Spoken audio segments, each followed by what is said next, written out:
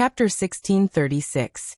The strategic reserve of talents was something that every sect would do, and the key was whether the two sides of the transaction valued talents enough. There were times when some small sects would let go of a big fish for the sake of temporary benefits. Li Huaxian was a talent personally handpicked by Crispy Noodle's Dao monarch, so Qion naturally wasn't worried about him in all aspects. However, compared to the other sects, it was not an easy task for the battle sect to poach them. How could a super sect possibly take a fancy to a disciple from a profound sect? If we were to poach him too openly, we would only alert the enemy and tell them that this Li Huaxian is a rare talent, and that our war sect is definitely going to have him. This way, Li Huaxian's value would be raised to an extremely high level in a short period of time, and in the end, it would put the war sect in a passive situation. Have you thought about the matter of poaching people, Immortal? I don't think it's easy, Kun said as he stared at Li Huaqian on the screen. Little Silver. Crispy Noodle's Dao monarch said bluntly. Little Silver? Team leader Yin? Actually, Qion didn't know much about Little Silver. He hadn't been in the battle sect for a long time, so he didn't know many of the sect's elders and disciples. But he did know this team leader Yin. This was a member of the war sect's core team, and he was in charge of the matters regarding the Spirit Beast group.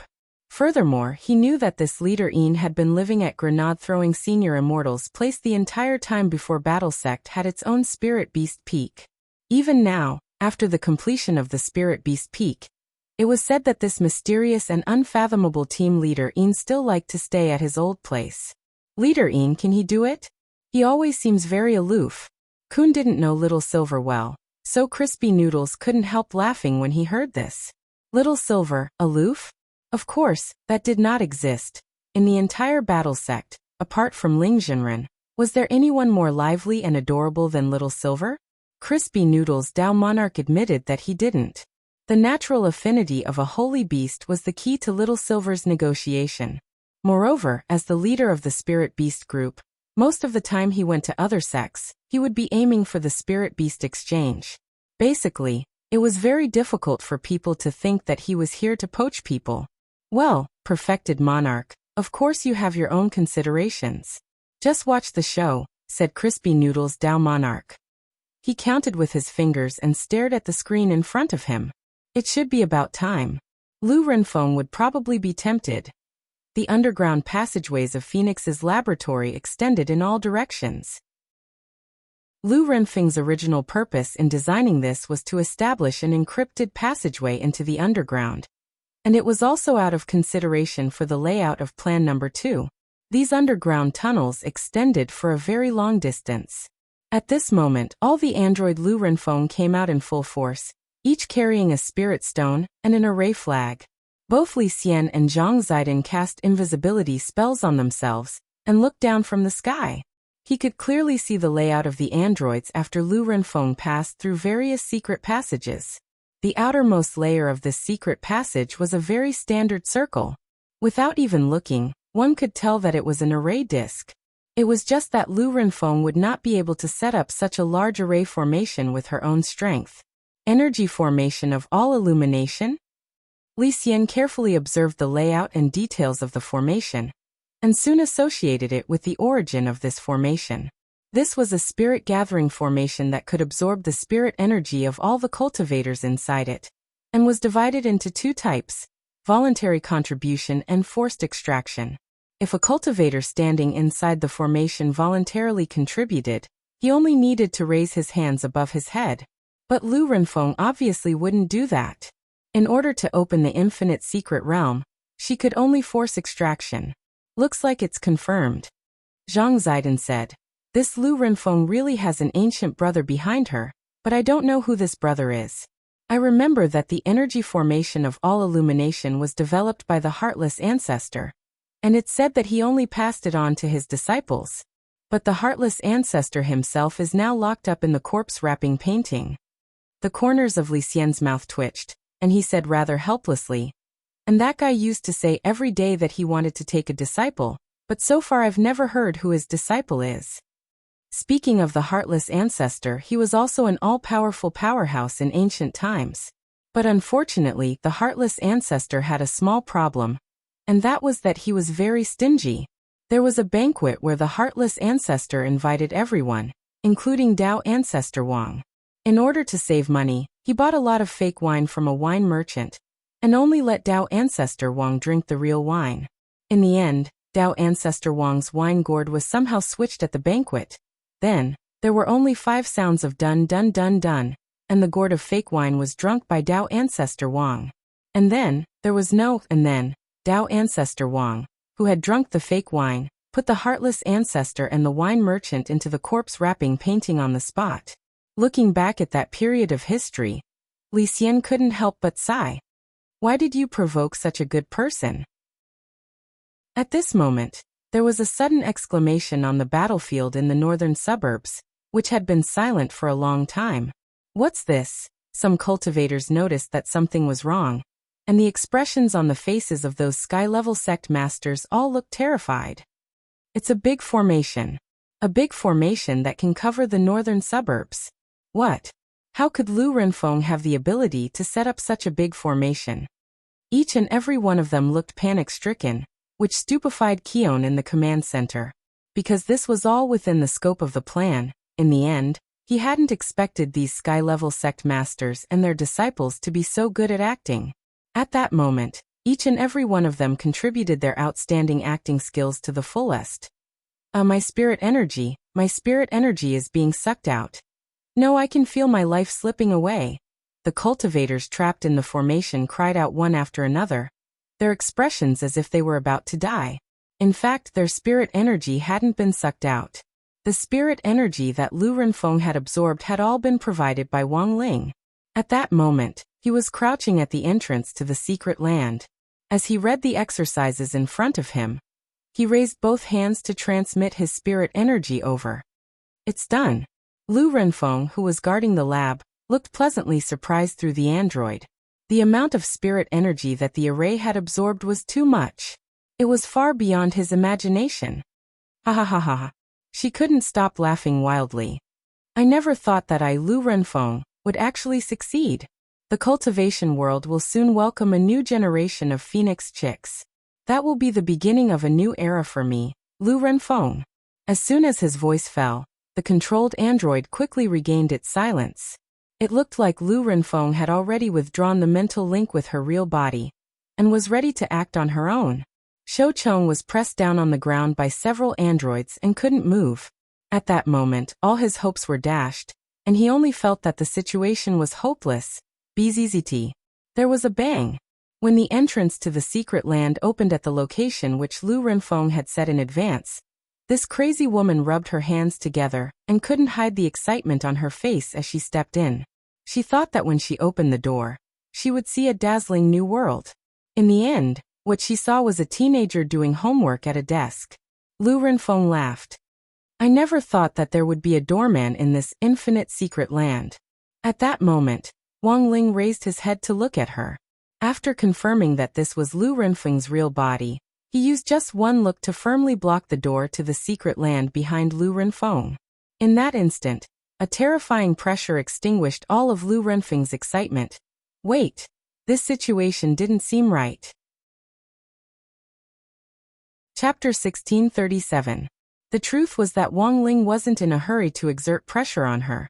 He just raised his gaze to meet Lu Renfeng's indifferent gaze. In that moment, this young Madame Phoenix's mind instantly went blank. She was so shocked that she couldn't speak. She didn't understand what was happening in front of her. She felt as if she had stepped into an abyss the moment she stepped into the mystic realm. She was clearly being stared at by a young man who looked like a high school student. How could she, Madame Phoenix, feel fear? Lu Renfeng couldn't believe what she was seeing. She had chased after the infinite mystic realm for far too long. Now that she had finally made it in, her path was blocked by a young man. Lu Renfeng could not accept this fact no matter what. I will never kill those boys who are good-looking. Lu Renfeng stared at the pressure and said. As she spoke, she deliberately avoided Wang Ling's gaze. That was the only way she could be a little more normal. Although at this moment, her body was still trembling uncontrollably. Wang Ling could see that Lu Renfeng actually had a backup plan. As a well-known underground scientist both at home and abroad, Madame Phoenix definitely wasn't unprepared for the fact that she dared to appear in her true form. Battle Sect and Huaxiao Alliance's request was to capture Lu Renfeng alive, so Wang Ling naturally had to be careful not to go overboard. If he killed her, it wouldn't be easy to clean up the mess. Thus, Wang Ling continued to stare at Lu Renfeng, intending to watch the ants dance and see what on earth Lu Renfeng would perform next. Child, I only need the materials in this mystic realm. With these materials and my skills, I can become the richest person in the world. At this moment, Lu Renfeng's tone changed, and she actually began to walk the gentle path. If you don't stop me, I can guarantee you a luxurious life for the rest of your life. You look young, so there should be a lot of things you want to buy, right? If possible, Lu Renfeng also hoped that they wouldn't start a fight here. She didn't know Wang Ling's background, nor did she know how he had come to this infinite secret realm. But one thing was certain. Wang Ling was very young.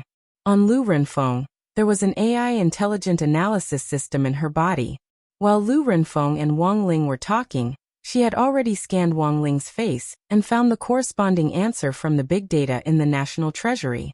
Although he did not know why the photo was a bunch of mosaics. However, the information indeed showed that the young man in front of him was only at the foundation establishment stage. Of course, Lu Renfeng was well aware that Wang Ling was probably hiding his true realm. Otherwise, why would he make her feel so oppressed? How interesting. He's just a 16-year-old boy, but he actually has the battle prowess of a soul formation cultivator? After the initial panic, Lu Renfeng, who had obtained the data, revealed a hint of excitement in her heart.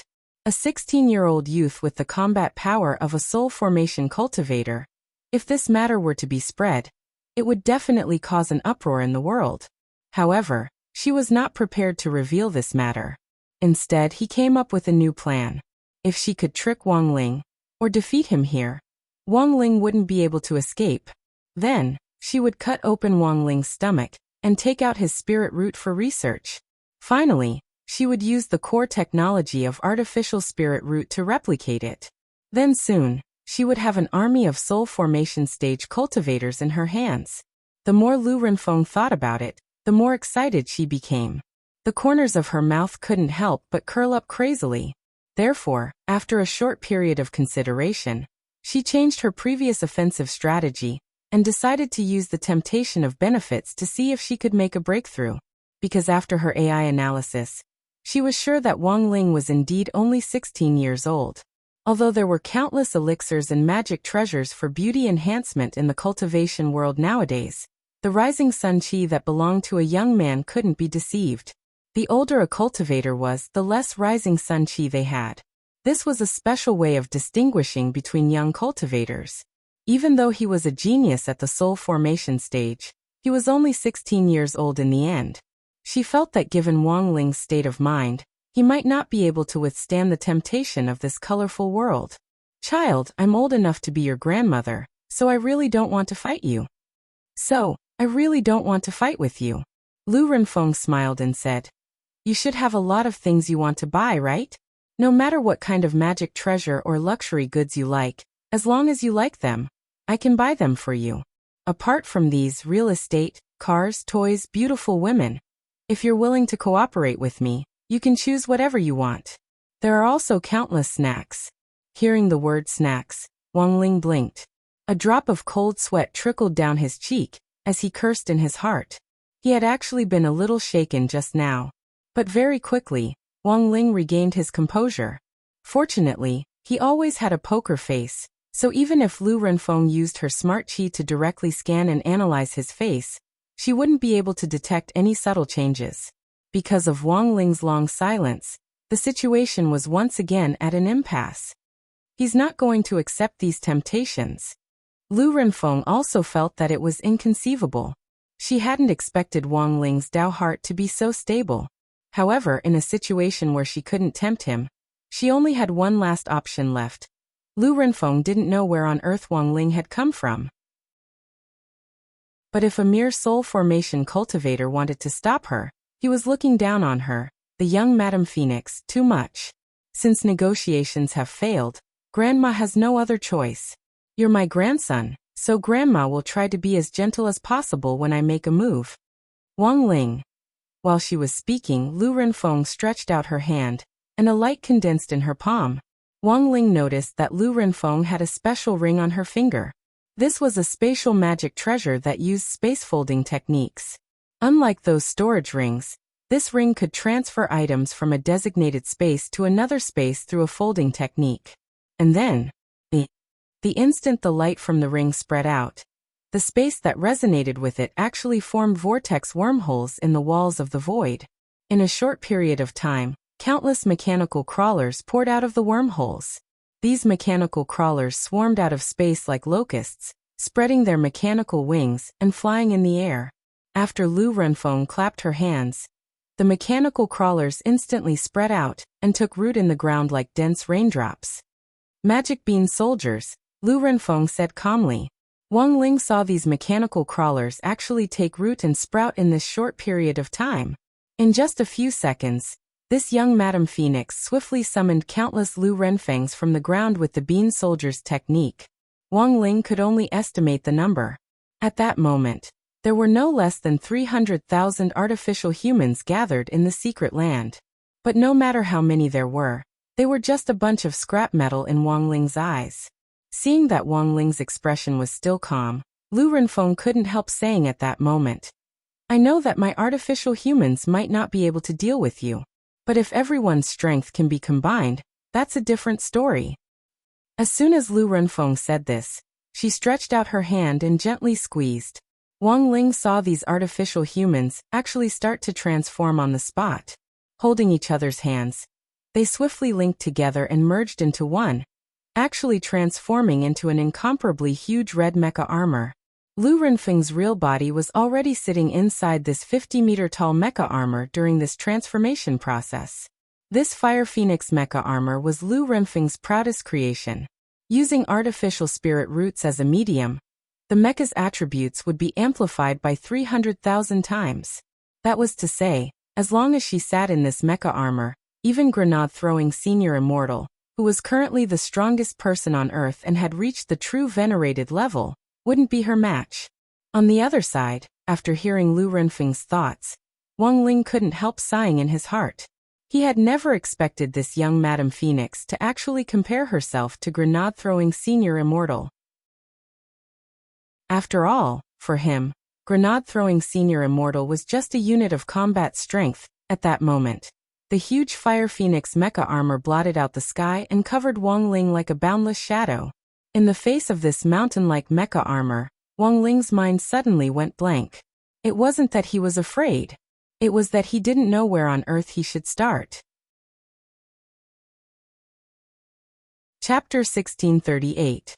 In the space of a few breaths, Lu Renfeng had used the so-called bean soldiers method to assemble such a large army of androids, and in the blink of an eye, they had swiftly assembled into this 50-meter-tall mecha armor in front of Wang Ling. It wasn't hard for Wang Ling to see that Lu Renfeng had clearly been preparing for today's event for a long time. It was almost impossible to mass-produce androids of this scale in a short period of time, and it would take time. On the other hand, these androids weren't cheap. Given Lu Renfeng's accumulated foundation, Wang Ling felt that it would be very difficult for her to produce androids of this scale without the help of someone else. This was a woman who was afraid of poverty. Her words were filled with the evil flavor of capitalism. Wang Ling could see that Lu Renfeng wanted to use this to turn things around. With the almost inexhaustible resources in Infinite Secret Realm, she would be able to build her own army of androids, and then vigorously develop an industrial chain for artificial spirit roots, which would go down in the annals of modern cultivation history. At that moment, Wang Ling sighed silently in his heart. It was a pity that this young Madam Phoenix had run into him.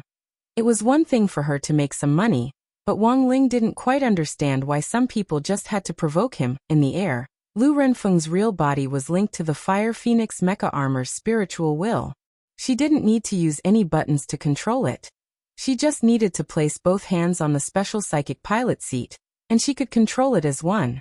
The massive Fire Phoenix mecha armor was a little more agile than Wang Ling had imagined.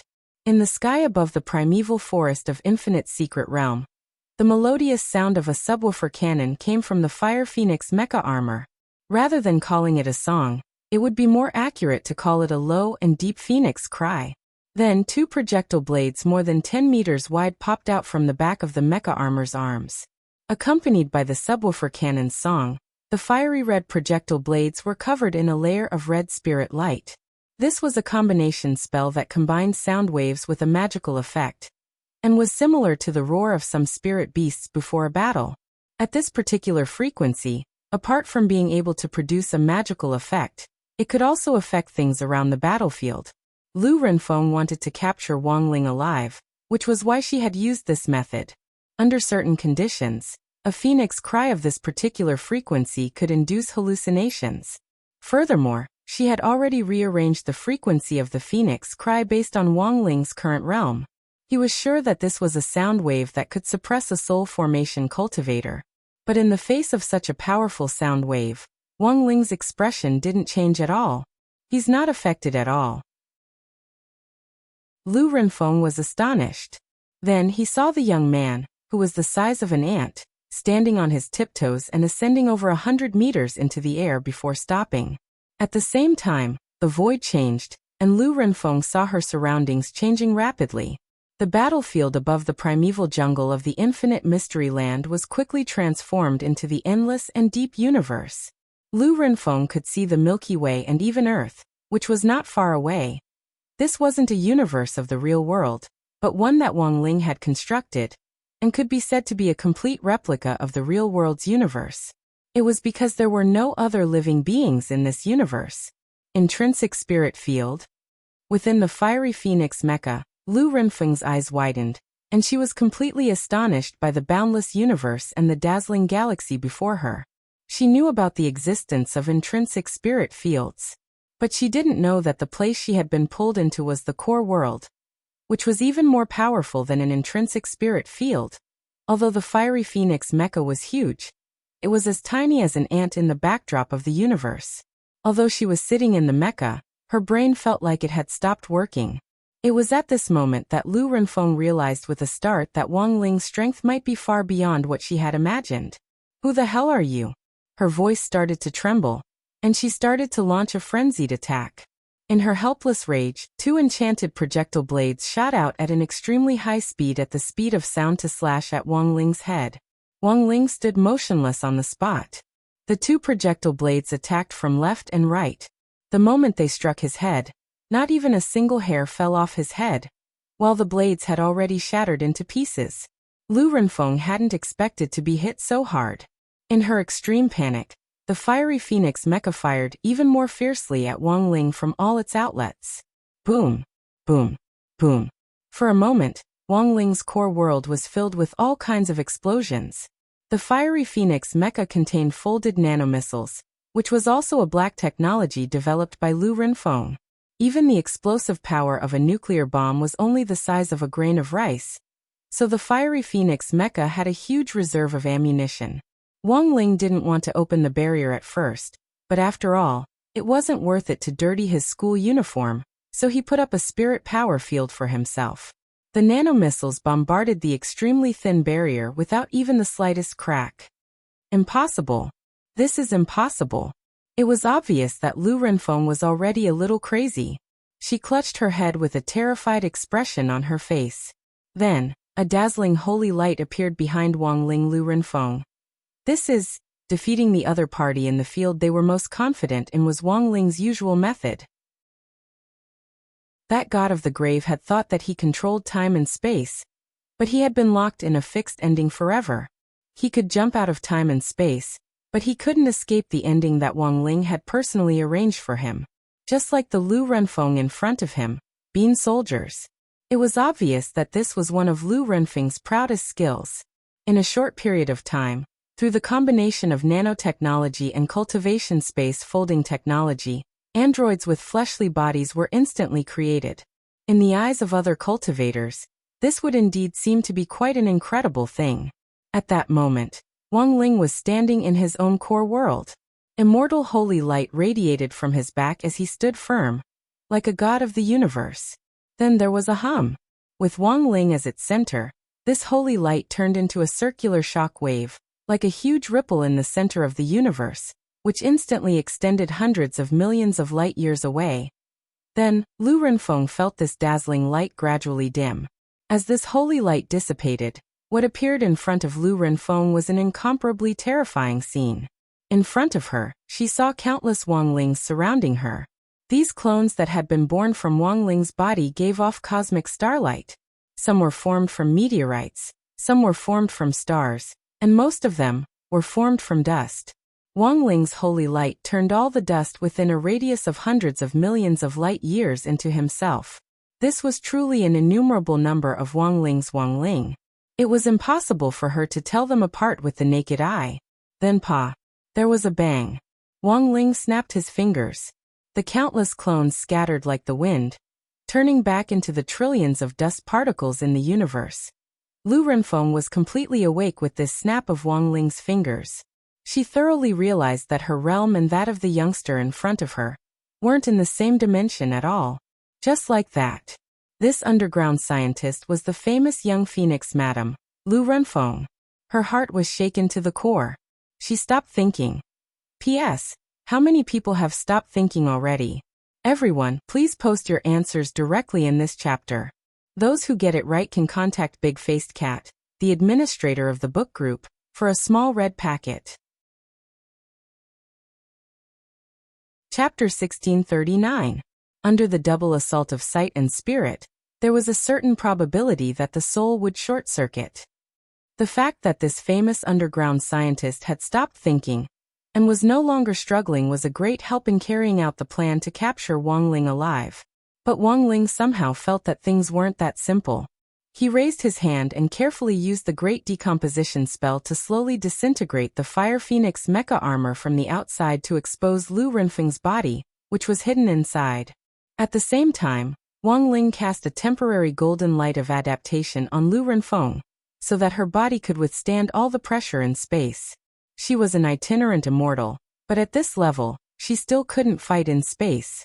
Of course, it wasn't that Wangling hadn't thought about directly digging out her heart, but he was afraid that the impact would be too great, and Lu Renfeng would directly disappear.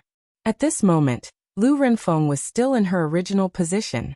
She sat there with her eyes wide open. Her expression was frozen in fear, and she looked like she had been petrified. Then Wangling had directly summoned Audiobook here. As expected of Shifu. Honestly speaking, Audiobook wasn't surprised by the situation in front of him after he appeared. He had already expected this outcome. I'll leave her to you, Wangling said with a nod. Don't worry, Shifu. Just leave the aftermath to me. Audiobook cupped his fists in a salute. This wasn't the first time he had been the scapegoat, and he was already very used to it. The only fly in the ointment this time was that Zhou Zi hadn't been able to make a contribution in this battle, or show his face in front of Wangling or something. Audiobook was extremely optimistic about Zhou Zi, and was willing to take him in as a disciple, but Wangling wouldn't budge, so there was nothing he could do. The man in front of him was no longer the man he used to be. Previously, a crispy noodle snacks annual card had been enough. Bribing him with an annual card now probably wouldn't work. But he didn't show his thoughts in front of Wangling, and respectfully sent him off as usual before he stayed behind to deal with Lu Renfeng. Wangling shared a portion of the King's Eye's power with Audiobook. One reason was so that Audiobook could freely use the King's Eye's ability to travel freely in various spaces, and the other was to increase his battle strength. Of course, when it came down to it, it would be better for Audiobook to clean up the mess for him. Lu Renfeng had seen Wangling's face, so she definitely had to tamper with this part of her memory, and she also had to change things about the core world. This was combat strength that had already surpassed Earth's realm. It would be very strange if Lu Renfeng poured everything out when she woke up.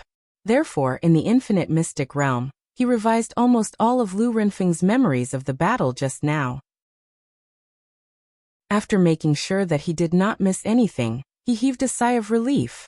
If Lu Renfeng woke up now, the person she had been fighting wouldn't be Wangling, but Audiobook. There should be no problem now. Audiobook wiped at his sweat.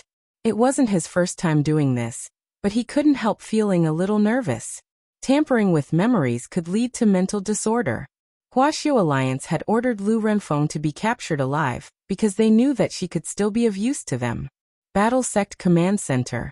The moment Lu Renfeng's real body stepped into the infinite mystic realm, the Alliance army responsible for besieging the base finally blew the horn to attack. The members of the base in Phoenix's underground laboratory, as well as Lu Renfeng's androids, were all stupefied. The spirit energy of these cultivators had clearly been sucked away by the great array just now, but at that moment, each and every one of them actually crawled up from the ground and directly announced that they were going to attack. F***K. So was that an act just now? The members of the underground base all had incredulous looks on their faces. Lu Renfeng's real body was already under control, and the command center was left without a leader. In a split second, the entire underground laboratory that extended in all directions was a mess. Following Keon's intelligent deployment, the large-scale Alliance army surrounded the underground laboratory in an orderly manner. The capture operation lasted for several hours. Finally, he heaved a sigh of relief and collapsed with a tired expression. "It's finally over." "No, there's actually one last step left," said Crispy Noodles Dao Monarch. "The last step?" "Given Lu Renfeng's strength alone, she shouldn't have the guts to take such a risky action," said Crispy Noodles Dao Monarch. "Dao Monarch, do you mean that there's another force behind this?" Crispy Noodles nodded. It actually wasn't convenient for him to explain too much to Keon, so he could only leave it at that. "But you don't have to worry, you did a great job commanding the operation this time. Senior Li Xian and Senior Zhang Zipei can handle the rest." "Are they the two new elders?" Keon's eyes lit up. He had heard of these two people's names before. Because they had suddenly joined Battle Sect and become elders all at once, a lot of people were curious about their origins. In addition, after Li Xian and Zhang Zipei joined Battle Sect, Grenade-throwing Senior Immortal had given them the position of guest elder. It was equivalent to some honorary professors in cultivation universities. It sounded like they were from Battle Sect, but it was in fact just a title. But this name was actually directly hanging out his net worth. This was because Li Xian and Zhang Zipei were currently the only two elders in Battle Sect in name. Their names had been famous in ancient times, but they weren't known in the modern cultivation world. Now that they had become honorary elders all of a sudden, the many speculations undoubtedly deepened the mystery of these two people. While Keon and Crispy Noodles were giving instructions, Li Xian and Zhang Zipei were also looking for traces of the person behind the scenes. Following the lead of the All Things Illuminating Vitality Array, the two of them found some clues based on the layout and technique of the array. Zhang Zizi smiled. Interesting. From the technique, it does seem like the work of that heartless ancestor. If it's him, he indeed has the ability to launch that Thousand Faces spell. But he's clearly already been locked up in the painting. He can only be a pile of bones now, said Li Xian. Zhang Zipei shook his head. Brother, you're being too absolute.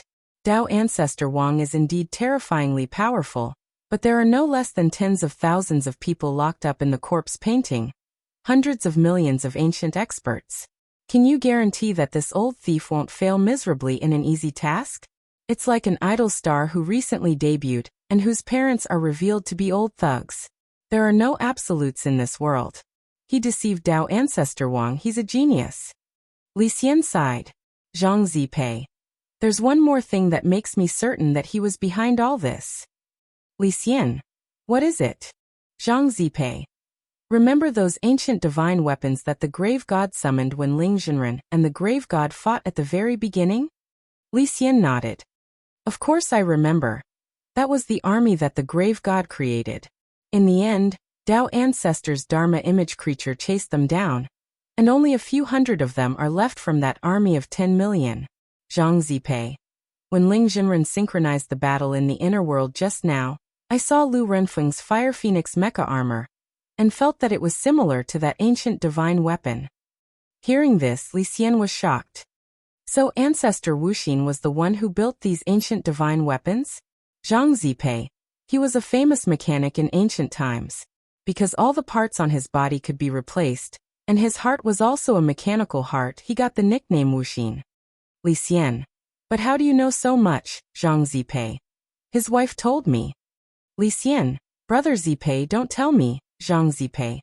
Let bygones be bygones. This old man hasn't been Sea King for many years. Li Xian. Chapter 1640. The name Wuxin was also a well-known figure in ancient times. He was a well-known mechanic and had the nickname of half-divine soldier. In terms of popularity, he was not weaker than Zhang Zidan's reputation. If Wuxin had not been locked up by Dao ancestor Wang, he would have had black technology far beyond modern cultivation civilization in ancient times. However, the timeline had changed after all. In the corpse wrapping painting, the ancient powerhouses who were locked up by Dao ancestor Wang were now skeletons, and Wuxin's image was actually very obvious, because no one had gears in their bones. After Zhang Zidan was locked up in the corpse wrapping painting, he found that Wuxin's condition was not very good. As far as he was concerned, Wuxin had always been a relatively open and active person, but after being locked up in the painting, he seemed to be a little autistic. He did not expect Wuxin's ability to withstand pressure to be so poor, so Zhang Zidan did not care too much at that time. After all, not everyone was as shameless as him. But now, combined with many things in front of him, Zhang Zidan was more and more sure of his guess, that the Wuxin ancestor locked in the corpse wrapping painting was definitely not himself. Because everyone knew that he was a half-divine soldier, who was imprisoned in the corpse wrapping painting and turned into a skeleton with all kinds of parts on his body, but unexpectedly, these parts in the corpse wrapping painting became the biggest camouflage. As the saying goes, a leaf can blind the eye. Zhang Zidan did not expect that he would be fooled by Wuxin. This half-divine soldier is interesting. Zhang Zidan snickered. But with Dao ancestor Wang's strength, even if he was deceived at the beginning, he should be able to see it later. Li Xian was puzzled. Dao ancestor Wang, this old thief, was angry in a moment. After he calmed down, he would not pursue it. Zhang Zidan said, "Of course, there is another possibility, that is, he left Wuxin outside for another purpose." All this time, Zhang Zizi still held a grudge against Dao ancestor Wang for sucking all the ancient experts into the corpse wrapping painting without a word. It was reasonable to say that with Dao ancestor Wang's realm, he wouldn't be so narrow-minded. Moreover, Zhang Zizi felt that the matter with Old God wasn't entirely his fault. He did like other people's wives, but he still respected the other party's wishes.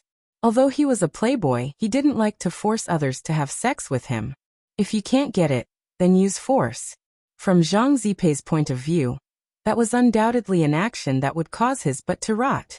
It was true that he was dissatisfied with Dao ancestor Wang until now, but this string of actions of Dao ancestor Wang caused Zhang Ziqin to have no choice but to suspect that perhaps all of this was a trap. Moreover, only that man had the ability to set up a trap.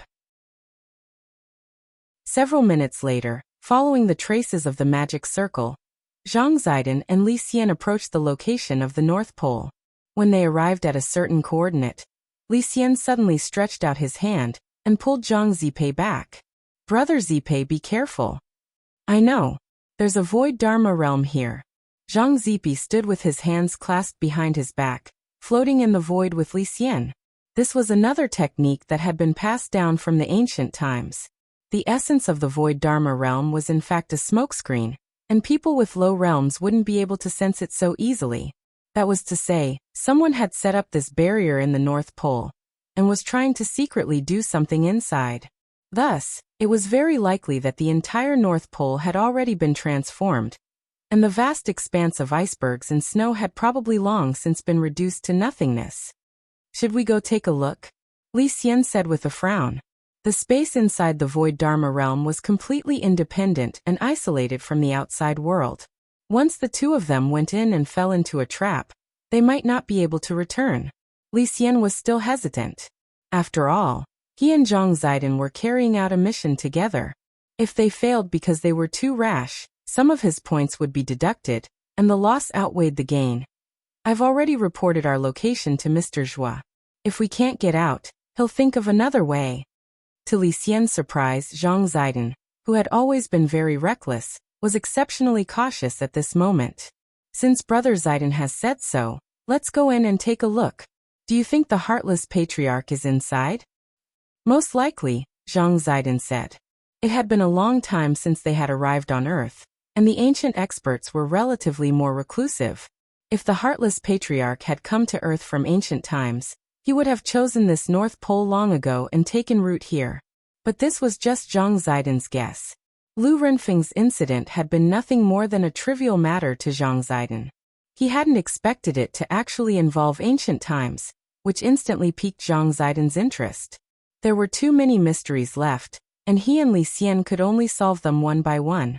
Was the ancient brother who had set up the array the Heartless Patriarch, who was known as a half-step divine weapon?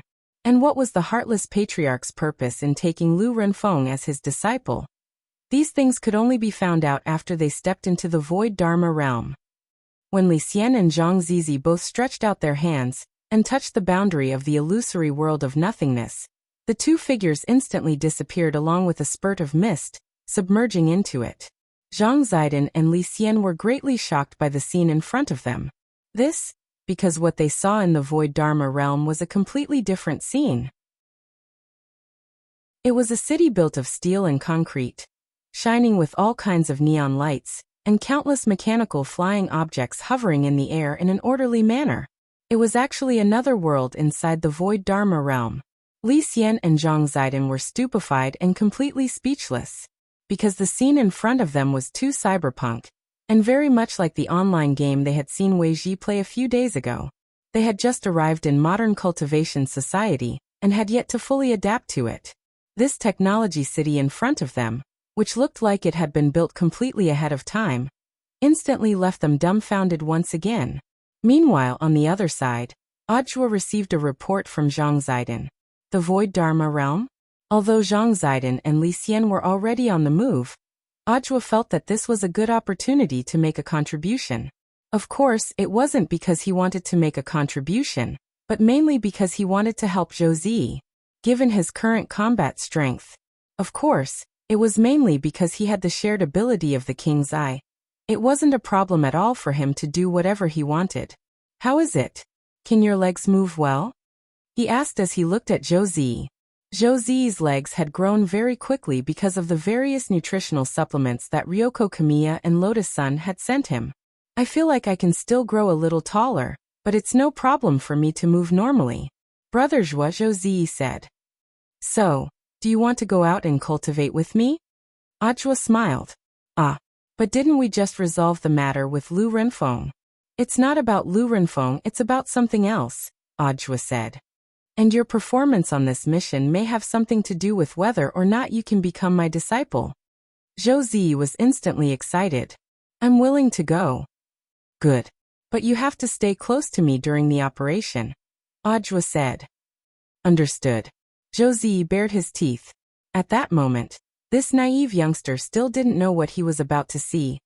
Ajwa then quickly sent a text message to Lotus Sun to inform her of the matter. The general content was a copy and paste of what Zhang Zidin had said. That was, if he and Zhou Zi didn't come out of the world of nothingness after a while, he would think of a way to rescue them. Done. After confirming that the message had been delivered, Ajwa breathed a slight sigh of relief. Then he took out 5 sets of long johns from the wardrobe and gave them to Zhou Zi. These were all long johns which Wang Ling had personally enchanted. Furthermore, they were the upgraded version 3.0, so there was no need to hide one's head and limbs in the long johns, and they could still protect the whole body. Wang Ling had given Ajwa a lot of them before, and today, he had taken out all his trump cards. Zhou Zi was alarmed. Brother Zhua, these are... Ajwa. They're for you to save your life. After you put them on, even if we separate, no one can hurt you. Zhou Zi was doubtful. These are just long johns, will they work? Ajwa laughed. When have I ever lied to you?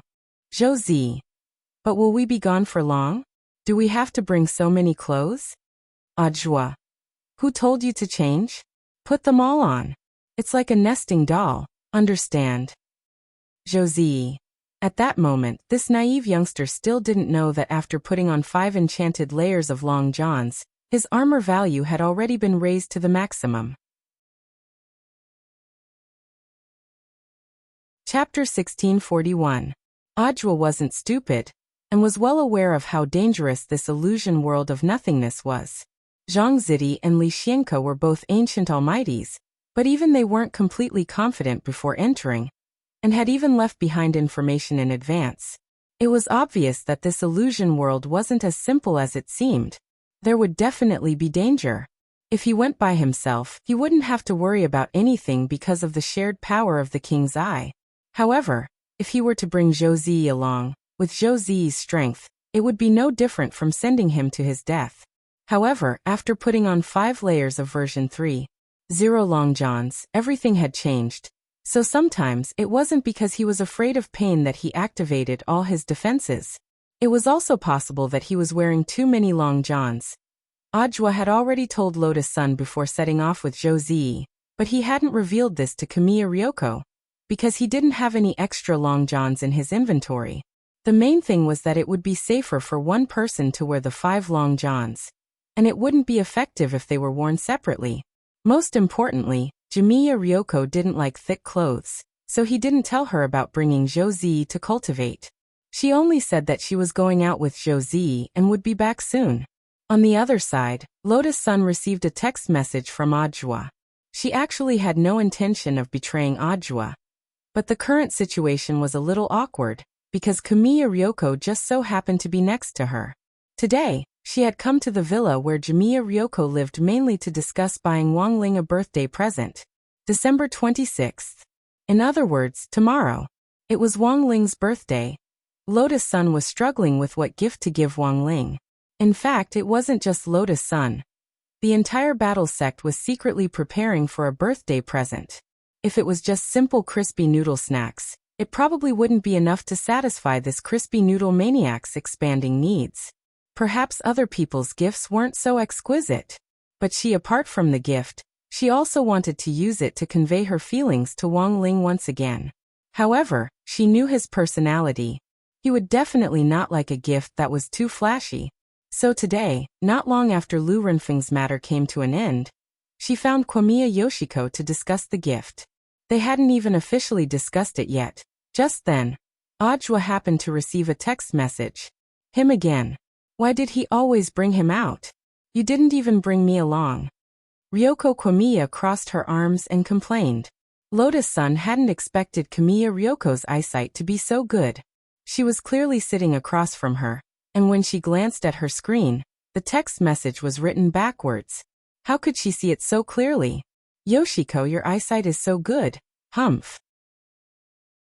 If your Wang Ling were to send me a text message at this time, you would also be able to see it clearly, said Kamiya Ryoko. Sometimes girls were more sensitive.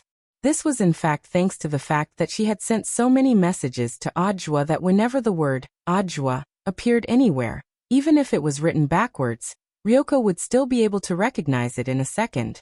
Ryoko Kamiya's words made Lotus Sun blush to her ears. What do you mean by my royal order? I just realized that you've become bad, Ryoko. Ryoko Kamiya. Is that my royal order? Lotus Sun. Absolutely not. Ryoko Kamiya laughed. I'm just kidding. Look at how nervous you are. I already have him. As she spoke, she stared at the phone screen. But I still don't understand. Why is he so concerned about Zhou Zi? Isn't it just taking him in as a disciple? If he wants to take him in, he can. Because Wang Ling was involved, it was actually quite complicated, and it wasn't convenient for Lotus Sun to talk about it for the time being. After all, as far as Ryoko knew, Wang Ling was still Ajwa's disciple. But Lotus Sun felt that it wouldn't be too long before Ryoko learned the truth about Wang Ling's true strength. But in the end, Ajwa would have to come forward and confess this matter to Ryoko. It actually wasn't appropriate for her to come forward herself. At that moment, Lotus Sun sighed silently in her heart.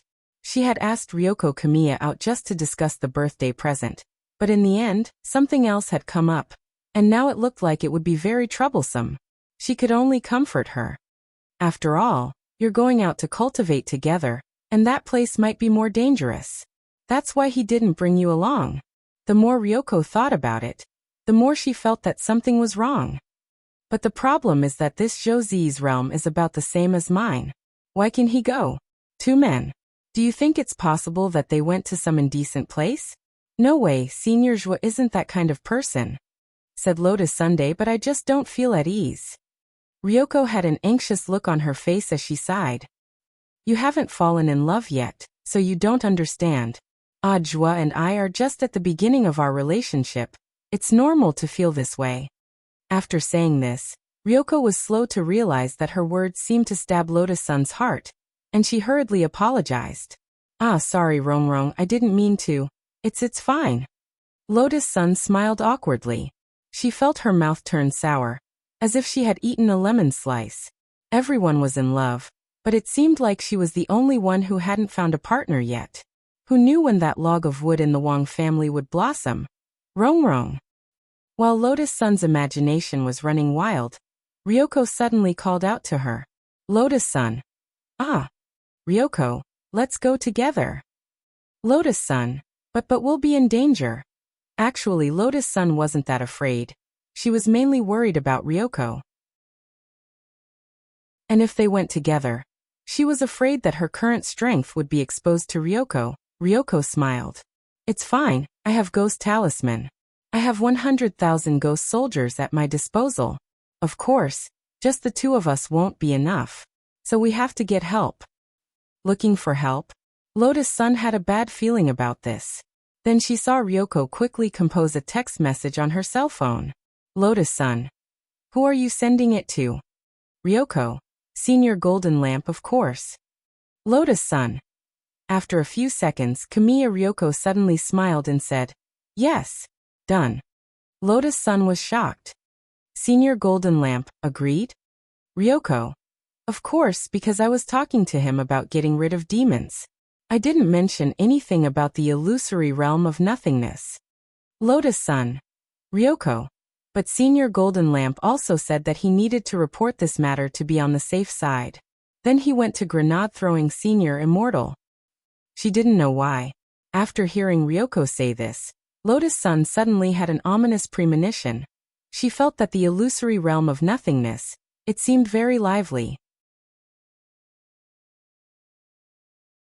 Chapter 1642. When he received Jimiya Ryoko's text message, Jin Dang only needed to pinch his fingers to figure out what on earth had happened. If it had been before, he would definitely have declined if Jimiya Ryoko had come looking for him. But the situation was different now. The monk admired Wang Ling very much, and had become the vice headmaster of number 60 high school in order to be closer to him. In order to better understand Wang Ling, he had a very good relationship with Audiobook. And now that Jimiya Ryoko was Audiobook's person, he naturally had to agree to this request. In fact, Jin Dang had already noticed the illusory world a long time ago. He could more or less guess who the owner of the illusory world was. So far, the illusory world had been relatively peaceful, and nothing major had happened, so the monk naturally couldn't be bothered to pay attention to it. He had lived in seclusion on Earth for a long time.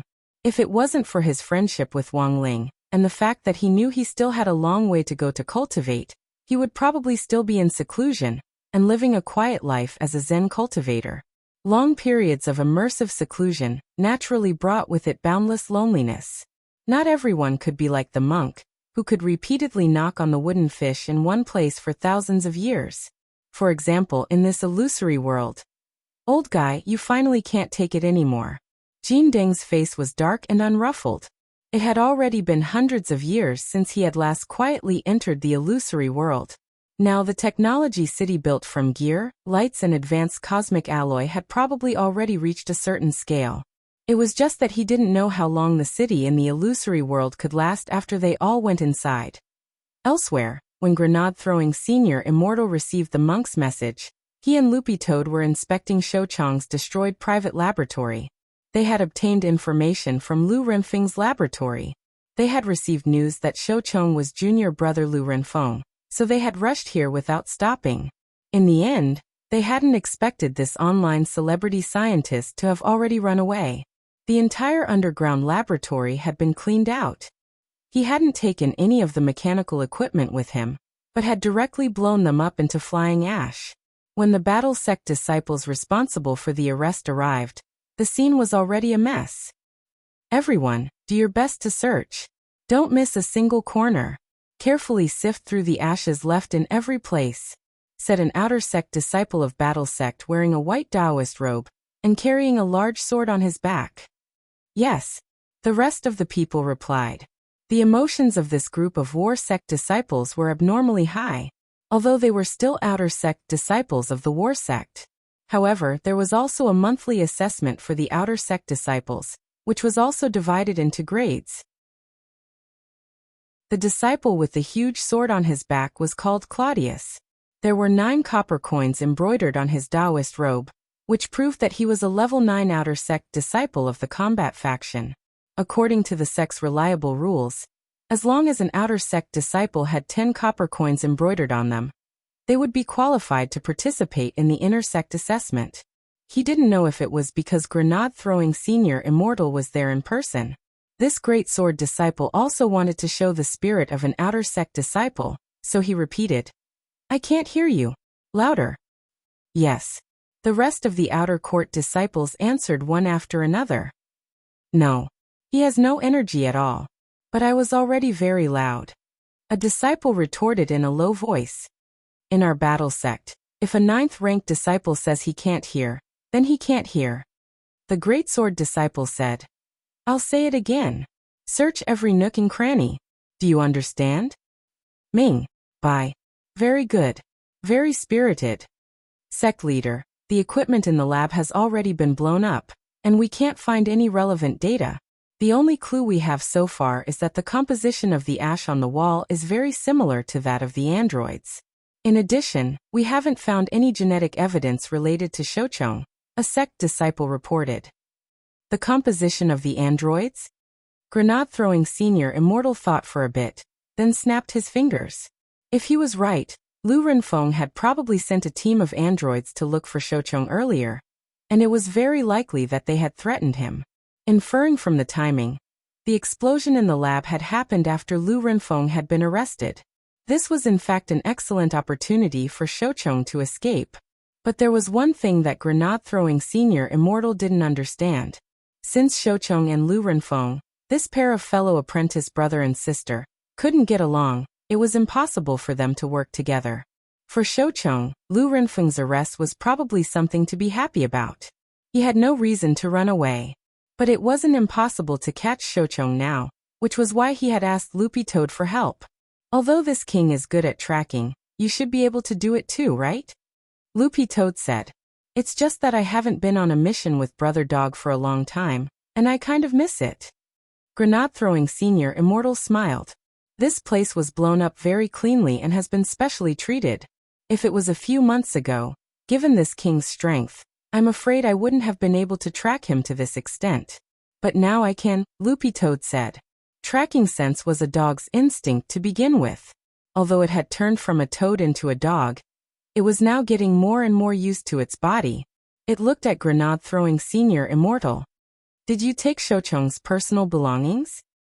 A battle sect disciple approached it of his own accord. Elder Dog, we've already prepared everything according to sect leader's instructions. We found these things in the apartment under Shochong's name.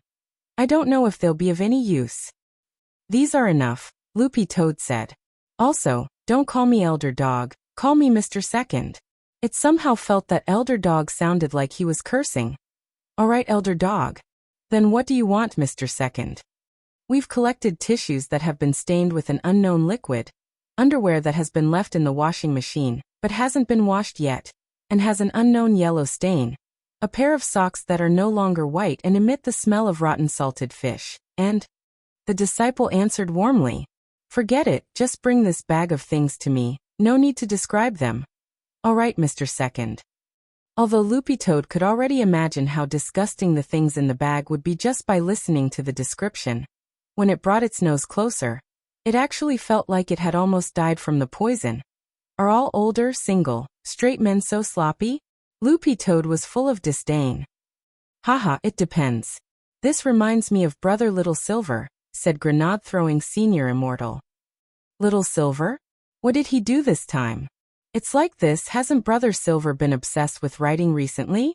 Recently, he wrote a scene where the male and female leads kiss, and was shocked to realize that their first kiss was gone. while his was still there. Loopy Toad. This was indeed a sad story. After memorizing the indescribable smell in the bag, Loopy Toad's fur stood on end. It's done. Now we just need to set out and find him. Yes, thank you, Brother Dog, said Grenade-throwing Senior Immortal. Even if he hides at the ends of the earth, this king will definitely find him. And so about 10 minutes later, Grenade-throwing Senior Immortal and Loopy Toad appeared at the edge of the illusory world's barrier. Chapter 1643. In the illusory world of nothingness, the huge technology city was clearly divided into two major areas. The core area of the city was the most splendid and brilliant place. Just by looking at the shining golden lights there, one could tell that it was the gathering place of the rich gentry. As long as they had enough money, they could do whatever they wanted inside. When Li Xian and Zhang Zizi entered here, they were in the outermost block. The air of this block was filled with a faint smell of engine oil and flashing neon lights of various colors, which made people feel very unreal. The two used invisibility spells and secretly observed the people living in the illusory world of nothingness. Although they had not fully touched the core area, from the feeling of the outer layer, this illusory world of nothingness did indeed have its own independent civilization. At first glance, they knew that it was the work of the heartless ancestor, because as far as the two of them could see, the people living here were all half-mechanized human cultivators. Even many shops that sold spiritual tools had all kinds of mechanical limbs and mechanical organ parts hanging in the shops. The only overlap with the real world was that the language was still universal. You've created another world and declared yourself a king? This old guy thinks he's playing in Minecraft? Zhang Zizi snickered. Then, in front of Li Xian, he removed one of his right legs and replaced it with a mechanical limb. Li Xian. Zhang Zizi said. Don't just stand there, hurry up and remove it. Li Xian. How do I remove it? Zhang Zizi. Don't tell me you haven't learned the disintegration technique. Do you want me to teach you? At our level, don't we just casually remove and replace our eyeballs? Isn't it easy to remove a leg? There are only cyborgs here. If we move in public, we will definitely be suspected. Li Xian. Although Zhang Zizi's words sounded very reasonable, Li Xian really hadn't learned the disintegration technique. However, both of them were big shots at the immemorial level, and their strength was almost the same, so it was not difficult for them to learn a new spell. Zhang Zian secretly sighed, and had to pass the incantation of the body dissolution technique to Li Xian's mind step by step. Li Xian studied on the spot for more than 10 minutes before he roughly understood it. Then he removed one of his legs. He didn't expect that there was such a magical spell that could remove his limbs or organs. How did you learn the disintegration technique? Li Xian asked curiously. Speaking of which, it was old God who taught me. Zhang Zizi snickered. You know, my ability is very strong. As a result, the old goddess couldn't stop thinking about me. So I took off an arm for her, and let her use it herself. Li Xian. Zhang Zizi sighed and said, fortunately, this arm was taken back before I was locked in the painting by Dao ancestor Wang. Otherwise, this right arm that has been with me for countless years might have turned into a fossil outside. Li Xian. After putting on the mechanical legs, Li Xian suddenly realized a very serious problem. He looked at Zhang Zipi. Brother Zipi, where did you get this mechanical leg? Zhang Zi secretly pointed to a shop selling mechanical limbs in front of them. I just went to the front for an inspection, so I came here. As soon as I realized that the currency here is different from the currency outside. That doesn't seem very good, Brother Zipi. You're now the anti-theft squad's consultant. But this is the illusory land of nothingness, so what? I don't care. I have to severely reprimand you for this. Ling Zhenren has repeatedly warned me. Li Xian said seriously and exaggeratedly. After all, he and Zhang Zipi had been the first to be released from the corpse picture by Wang Ling, and he had been promoted to captain, so it was his duty to supervise Zhang Zipi's activities in the modern world. It would be an exaggeration to say that Wang Ling had repeatedly warned him, because those who were familiar with him knew that he usually spoke no more than 15 words. But putting that aside, the act of stealing was definitely not right. This was a problem that had to be corrected. It was the same even in the illusory land of nothingness. Fine, can't I think of a way to buy it? Zhang Zipi was helpless, but he could only comply with Li Xian's stubbornness. There was nothing he could do, because he was also afraid of Wang Ling. That's fine, but you're not allowed to steal money, said Li Xian.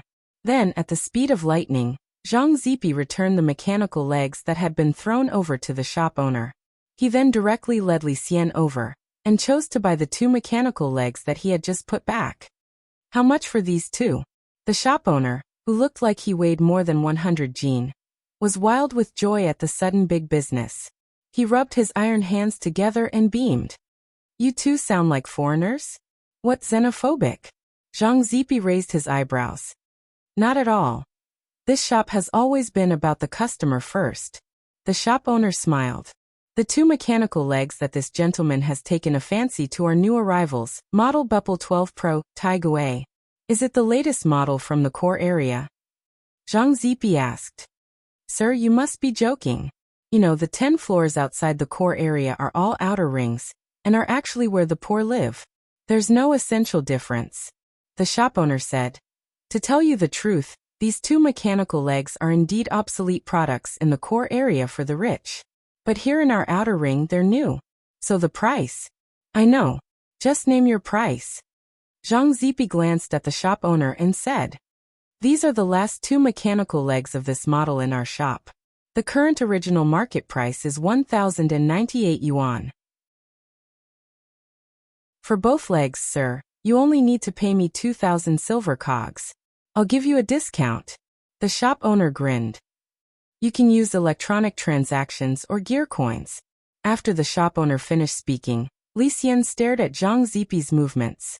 He saw Zhang Zipi touch his left pocket, then the other pockets, and finally he took out a stack of money that he had never seen before.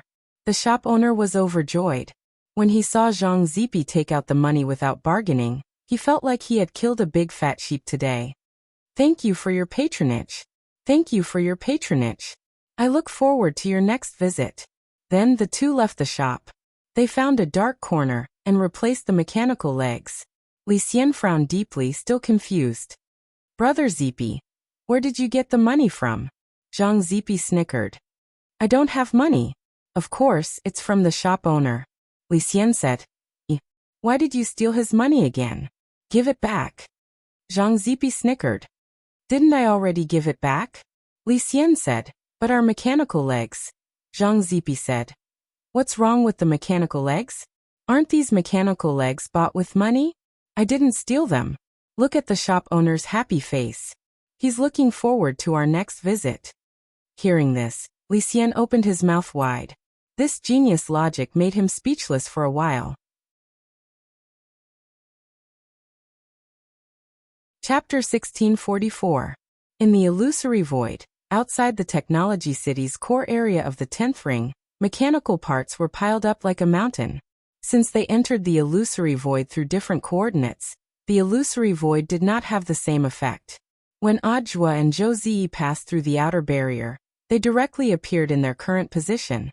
There were all kinds of mechanical parts piled up here, and the air was filled with the unpleasant smell of gasoline from broken limbs. As soon as they entered, Audiobook immediately sealed his and Zhou Ziyi's nose orifices and used the turtle breathing spell to breathe. Zhou Ziyi was stunned by the scene in front of him. This kind of apocalyptic sci-fi scene would only appear in a sci-fi blockbuster, giving people a surreal feeling. He followed Audiobook past several mechanical hills. Suddenly, a mechanical hand reached out from the gap and grabbed Zhou Ziyi's trousers. The strength of the stump was not great, but it happened so suddenly that Zhou Ziyi staggered. In comparison, Audiobook was indeed unperturbed, because he knew very well that nothing here could hurt him. Zhou Ziyi blushed. Brother Zhou, I'm sorry You probably haven't gone out to cultivate since you lost your legs, so it's inevitable that you lack some experience. A long time ago, when I went to the secret land with the seniors to cultivate, I was just as frightened. Audiobook smiled. These words were his encouragement to Zhou Ziyi. At the same time, it also made him feel like a master for the first time. He had taken a fancy to Zhou Ziyi and decided to take him in not only because of Zhou Ziyi's character, but also because he wanted to find a strong successor for himself. On the other hand, he also wanted to properly experience what it was like to be a Sherfu. If he could figure it out, he might be able to understand Wang Ling better. Using the power of the king's eye, Ajwa conducted a carpet search from a god's perspective, and a hologram of the entire illusory world appeared in his mind. It turned out that this was a technological city, a cultivation city built on a mechanized foundation. Brother Zhua, what do we do next? Zhou Zi asked. Before coming to the secret realm, he was full of confidence. However, when he really came to a strange new environment, the fear and mystery that stemmed from the unknown made Zhou Zi's mind go blank. He had no idea what he should do. In fact, this problem wasn't limited to Zhou Zi. Most of the newbies in the cultivation world were like this. Under the current systematic model of compulsory cultivation education, unless there was a very special opportunity, no one would be able to attend college. Otherwise, under normal circumstances, the cultivators who had graduated from university would almost never have the experience of exploring a pocket dimension on their own. Most of them would follow the main group and move together under the protection and organization of the instructors of the university. With the advantage in numbers, they naturally wouldn't feel afraid in a different place. Ajwa had always thought that, strictly speaking, it wasn't called exploring a secret land. Instead, it was called a spring outing or an autumn outing. On the contrary, the fewer people there were, the more uneasy they would feel. Z, you don't have to be afraid. What you're wearing right now is a very strong defensive equipment. What, you still don't believe me? Ajwa laughed. I believe you. As if. Long johns. How could they be so strong? Zhou Zi scratched his head. Although Ajwa had already told him before coming here about the power of long johns, Ajwa didn't know what to make of them. However, he did not completely believe it, because it was just too ridiculous. Although he was now wearing 5 layers of long johns and looked fatter, Zhou Zi found it miraculous that he didn't feel uncomfortable at all. These long johns seemed to be able to fit the human body, and also had a temperature control system that could adjust the human body's temperature to the most appropriate state. Such comfortable long johns were soft and intimate, and didn't look hard at all. How could they withstand a fierce attack? This didn't make any sense at all. AI, when it comes in handy later, you'll know how strong these things are, Ajwa said.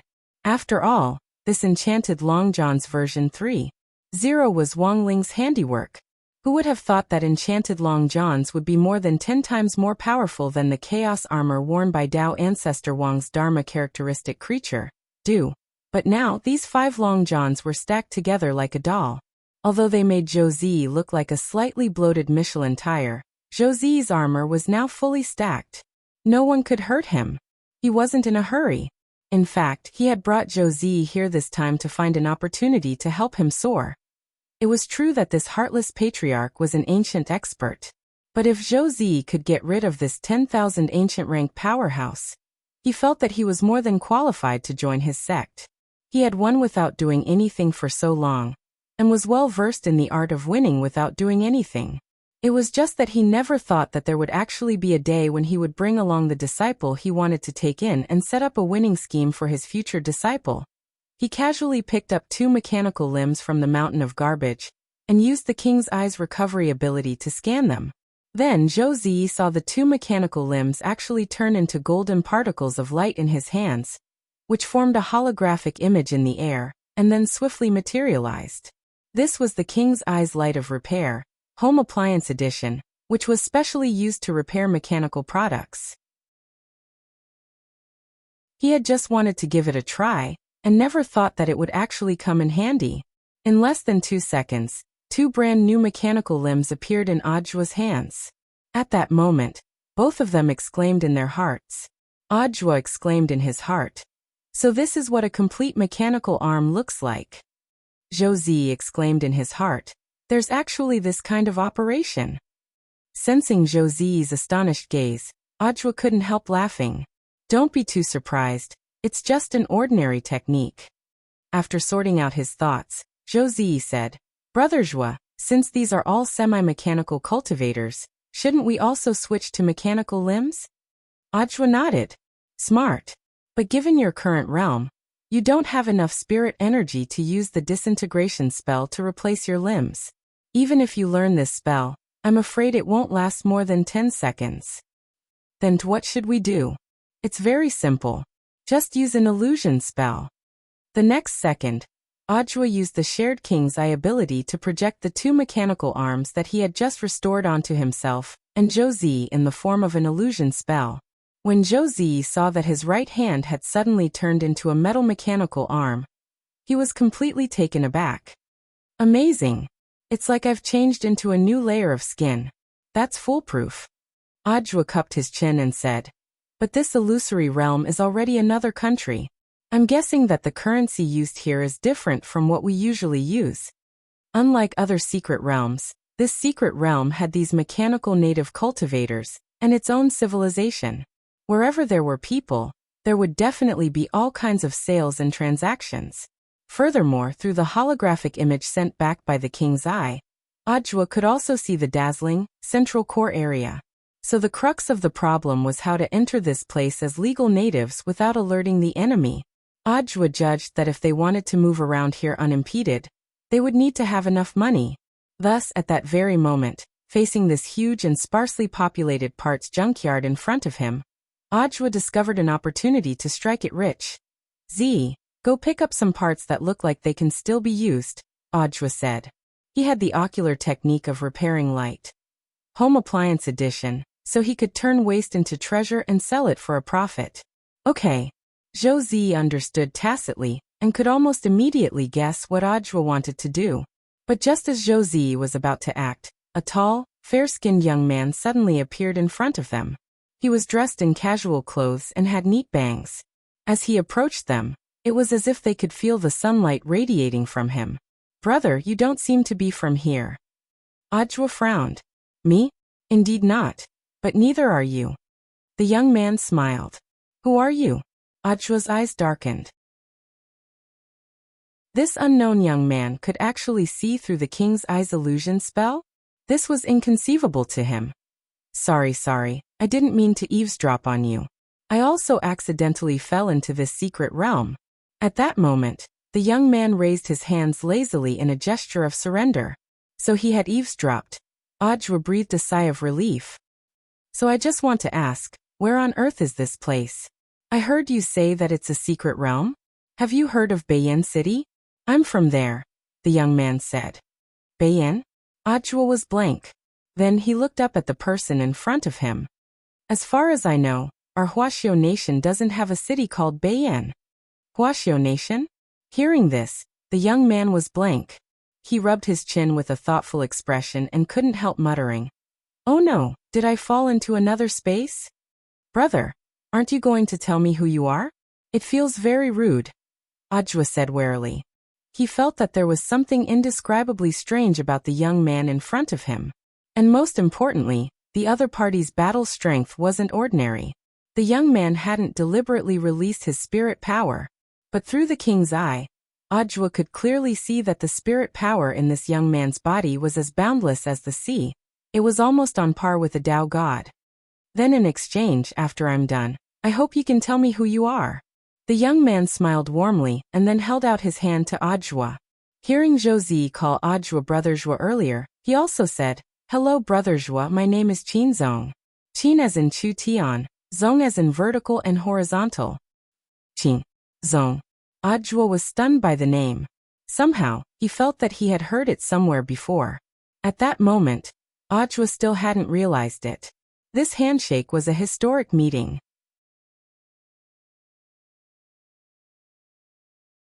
Chapter 1645. The shared version of the King's Eye had a lot of abilities, but at the same time, it also had limited permissions. Audra actually didn't have access to quite a few of the heaven-defying abilities.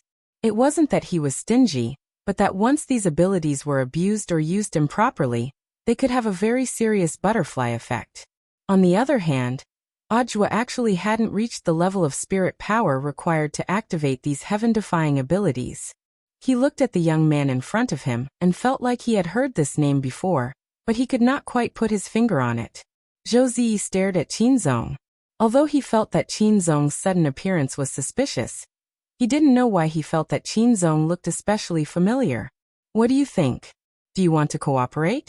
From the looks of it, you're planning to sell these wastes, right? Actually, Chinzong had seen pretty much everything that had happened just now. He knew that Ajwa had the ability to turn trash into treasure, so he immediately offered to cooperate. That depends on how you can help, said Ajwa. TCH, I'm just here to join in the fun.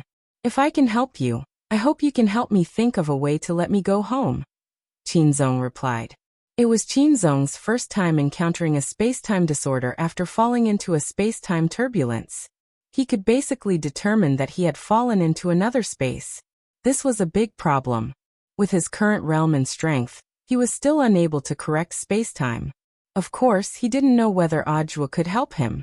However, based on past experience, Lin Feng was not a match for Lin Feng.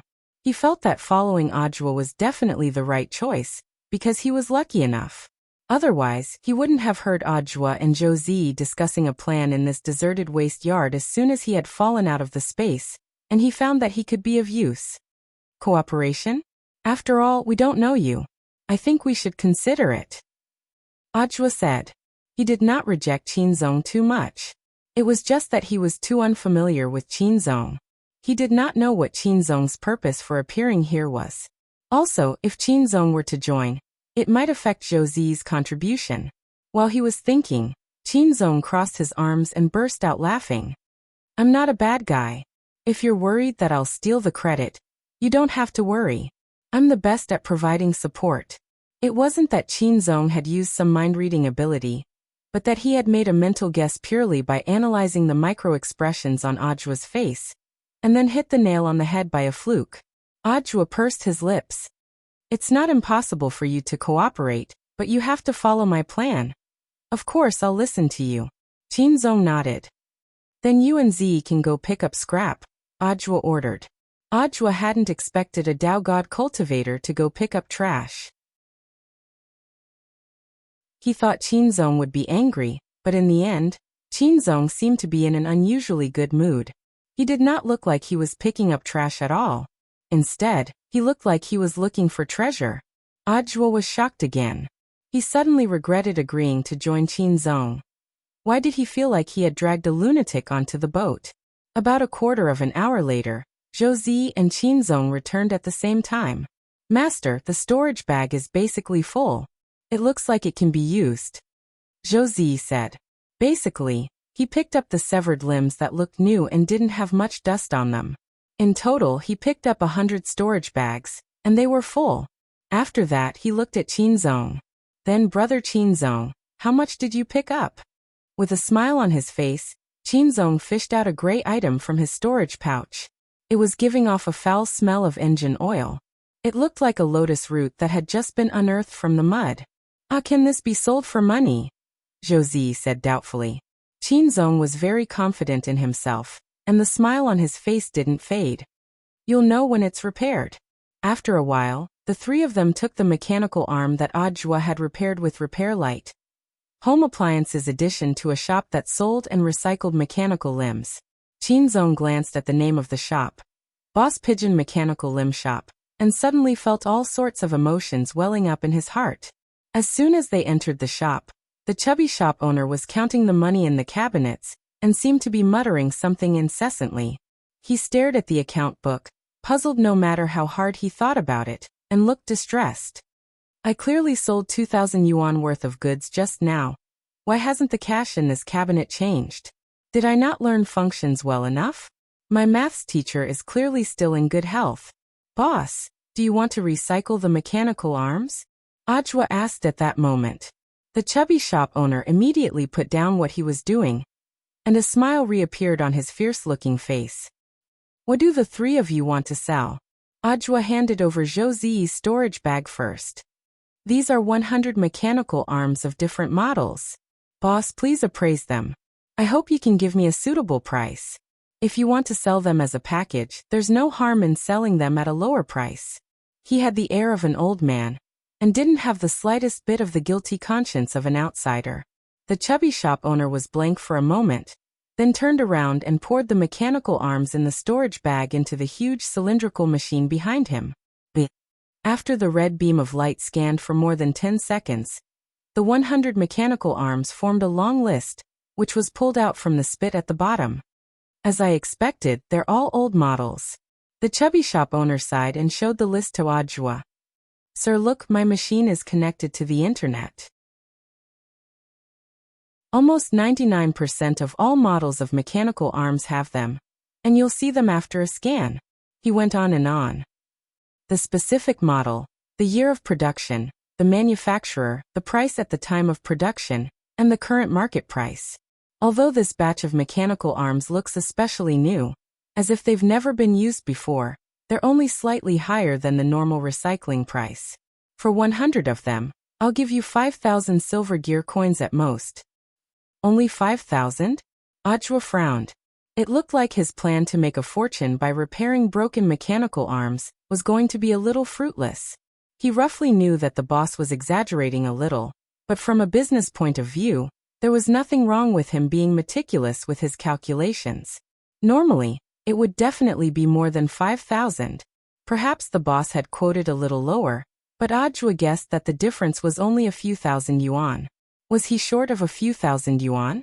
He was thinking of directly becoming a nouveau riche by selling mechanical arms here.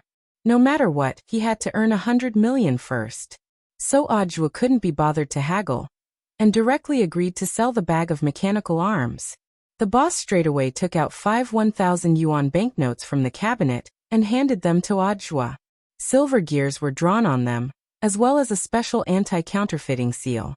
The spirit power fluctuations told Audiobook that they weren't fake, because the workmanship of a fake banknote couldn't be so complicated, and there was even a deliberate anti-counterfeiting seal. Thank you for your patronage. After accepting the sack of mechanical arms, the boss grinned from ear to ear. After selling the difference in price, he had a net profit of around 3,000 silver gear coins. Just then Audiobook said, "Wait, I have more mechanical arms here. Boss, can you see how much they're worth?" "There's more?" The boss's eyes lit up. "How many?" Audiobook stuck out one finger and said with a smile, "1." This was the one that Qinzong had found, and he had just finished repairing it. Audiobook was a little surprised when he restored the mechanical arm that Qinzong had dug out, because it was a mechanical arm made of bronze and looked very cumbersome. He didn't understand the value of mechanical arms, and as a pure layman he also didn't believe that Qinzong would. This bronze arm clearly didn't look very valuable, but Qinzong had been brimming with confidence from the very beginning. "Boss, how much is it?" Qinzong's smile was still as bright as ever. In fact, when Audiobook flashed the bronze arm, the look in the fat boss's eyes instantly changed. Unlike when he had poured the storage bag's worth of mechanical arms into the cylindrical scanner earlier, he took out a single-sided magnifying glass and a strong flashlight from his small drawer, and carefully examined the entire bronze arm. The whole shop was silent for several minutes. The fat boss suddenly cried out in surprise, "That's great! Sparassi! How could this thing be here?" Audiobook and Josie. Audiobook. "Boss, why didn't you put it in the machine to be identified?" The fat boss. "Bronze arms are very rare to begin with. Just like I said before, the backend library can't scan 1% of the model number." Josie. "Is it because the workmanship is very exquisite?" The fat boss shook his head and exclaimed, "No, rather than the workmanship, it's better to talk about its collectible value." After saying that, the fat boss instantly realized that things weren't looking good. He had wanted to pretend to be calm and trick this bronze arm out of Audiobook's hands. But after seeing this mechanical arm, he really couldn't restrain his excitement. If my eyes aren't wrong, this should be the Bdwin 46 Royal Deluxe Limited Edition mechanical arm produced by CJG's Mechanical Arm Factory 1,000 years ago. He said excitedly, "Look, this mechanical arm. It's also engraved with the signatures and seals of over 100 clan heads in the core area. It's carved in small letters. You can only see it clearly with a magnifying glass. After 1,000 years, I'm afraid it's hard to estimate the value of this bronze arm. Brother Qinzong is so strong." Audiobook and Josie were completely dumbfounded. This, what the F***K, they had dug up a limited edition. So boss, you can't make a deal? Qinzong asked at that moment. AI, to be honest, it's not that I don't want to buy it. It's that apart from the nouveau riche families in the core area, I'm afraid no shop in the outer ring can buy this bronze arm. The fat boss smiled helplessly and spread his hands. We're just poor people. If it doesn't work, the three of you can give it a try. Qinzong cupped his chin and pondered for a moment. If it was really as the boss said, that this bronze arm could only be recycled in the core area, then it was the same as falling into an endless loop. The purpose of the three of them making money was to use the power of money to buy legal identities from the outer slums and sneak into the depths. Audiobook and Josie were silent. They both had a tacit understanding to see what Qinzong would choose. At that moment, after thinking for a while, Qinzong raised his head again. He had a disappointed look on his face, and there was no trace of it being an act at all. AI, so this treasure is going to fall into my hands? The fat boss smiled inwardly. He knew that his chance had come.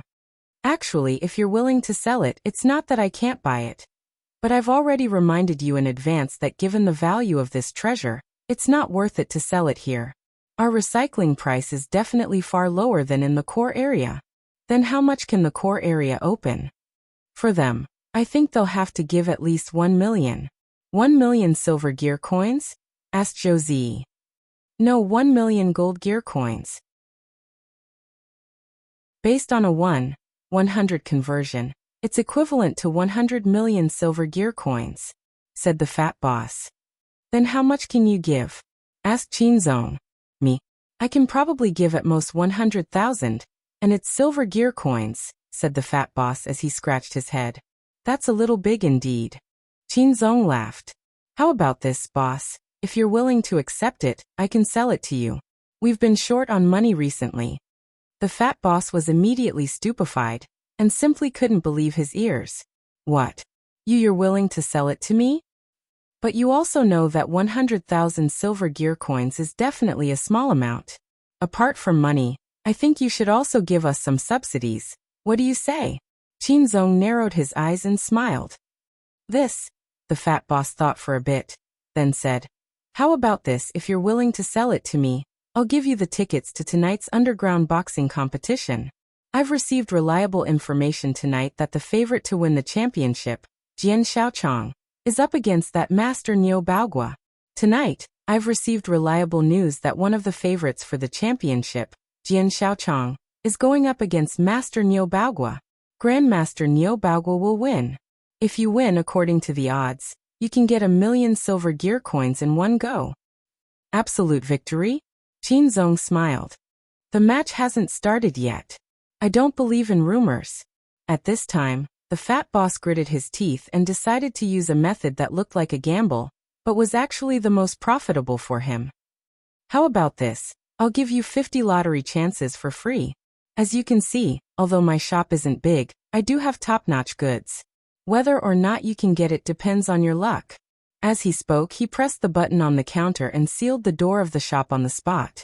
Accompanied by the sound of gears turning, the hidden mechanism display cabinet inside the shop was revealed in front of everyone.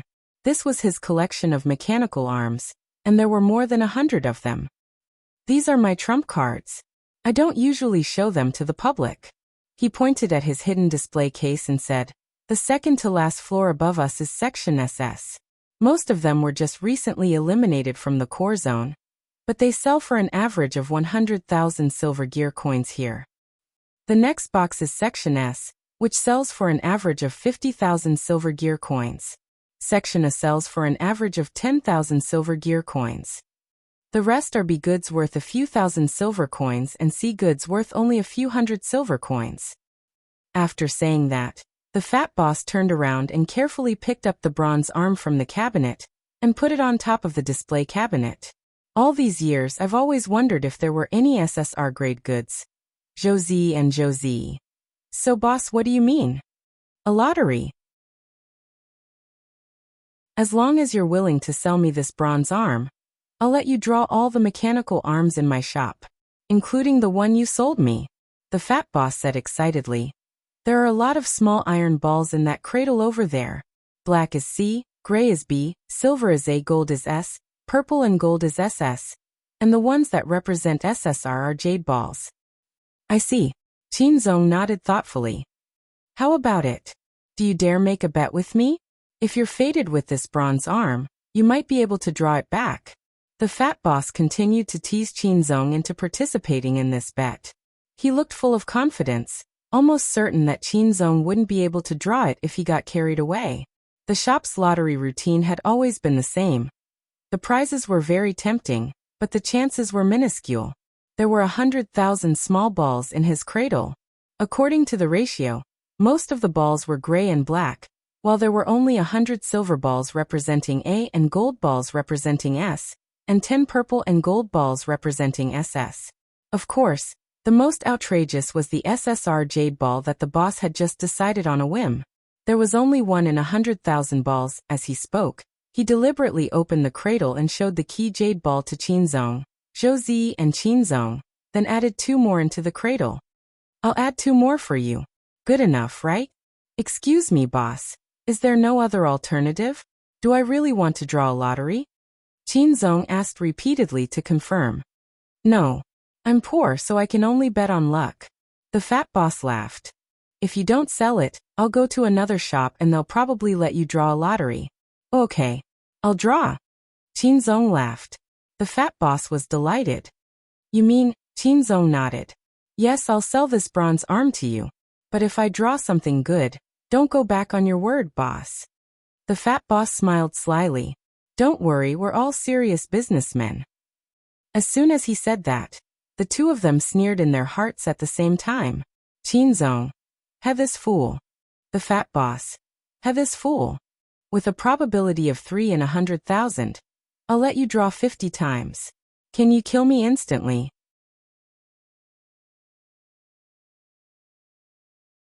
Chapter 1646. In less than 10 minutes, the three of them had already left Boss Pigeon's shop, fully loaded. The fat boss stood at the door and stared with a dumbfounded expression, feeling like a soulless walking corpse. His shop was completely empty. Qinzong had taken away everything of value, including the bronze arm which Qinzong had just sold to Boss Pigeon. The estimated value of this loss had already exceeded 1,000,000 silver gear coins. He had lost so much that he had to go back to his grandmother's house. Zhouzi. Brother Qinzong, you're amazing. You're actually the first to get a jade ball. Aren't you a little too lucky? Maybe it's not that I'm lucky, but maybe you're the luckier one, Z. I picked up the bronze arm with you just now after picking up the trash, Qinzong said very modestly. Actually, he didn't want to go overboard. But who told this boss to compete in the lottery with him in order to scam him out of the bronze arm? When he had drawn the lottery, he had watched the boss's face turn livid little by little. Out of concern for the boss's health, he had straightaway let go and let Zhouzi and Audiobook help him draw a few more rounds. But unfortunately, his providence radiation was too strong, and it directly caused Zhouzi and Audiobook's luck to be extremely good.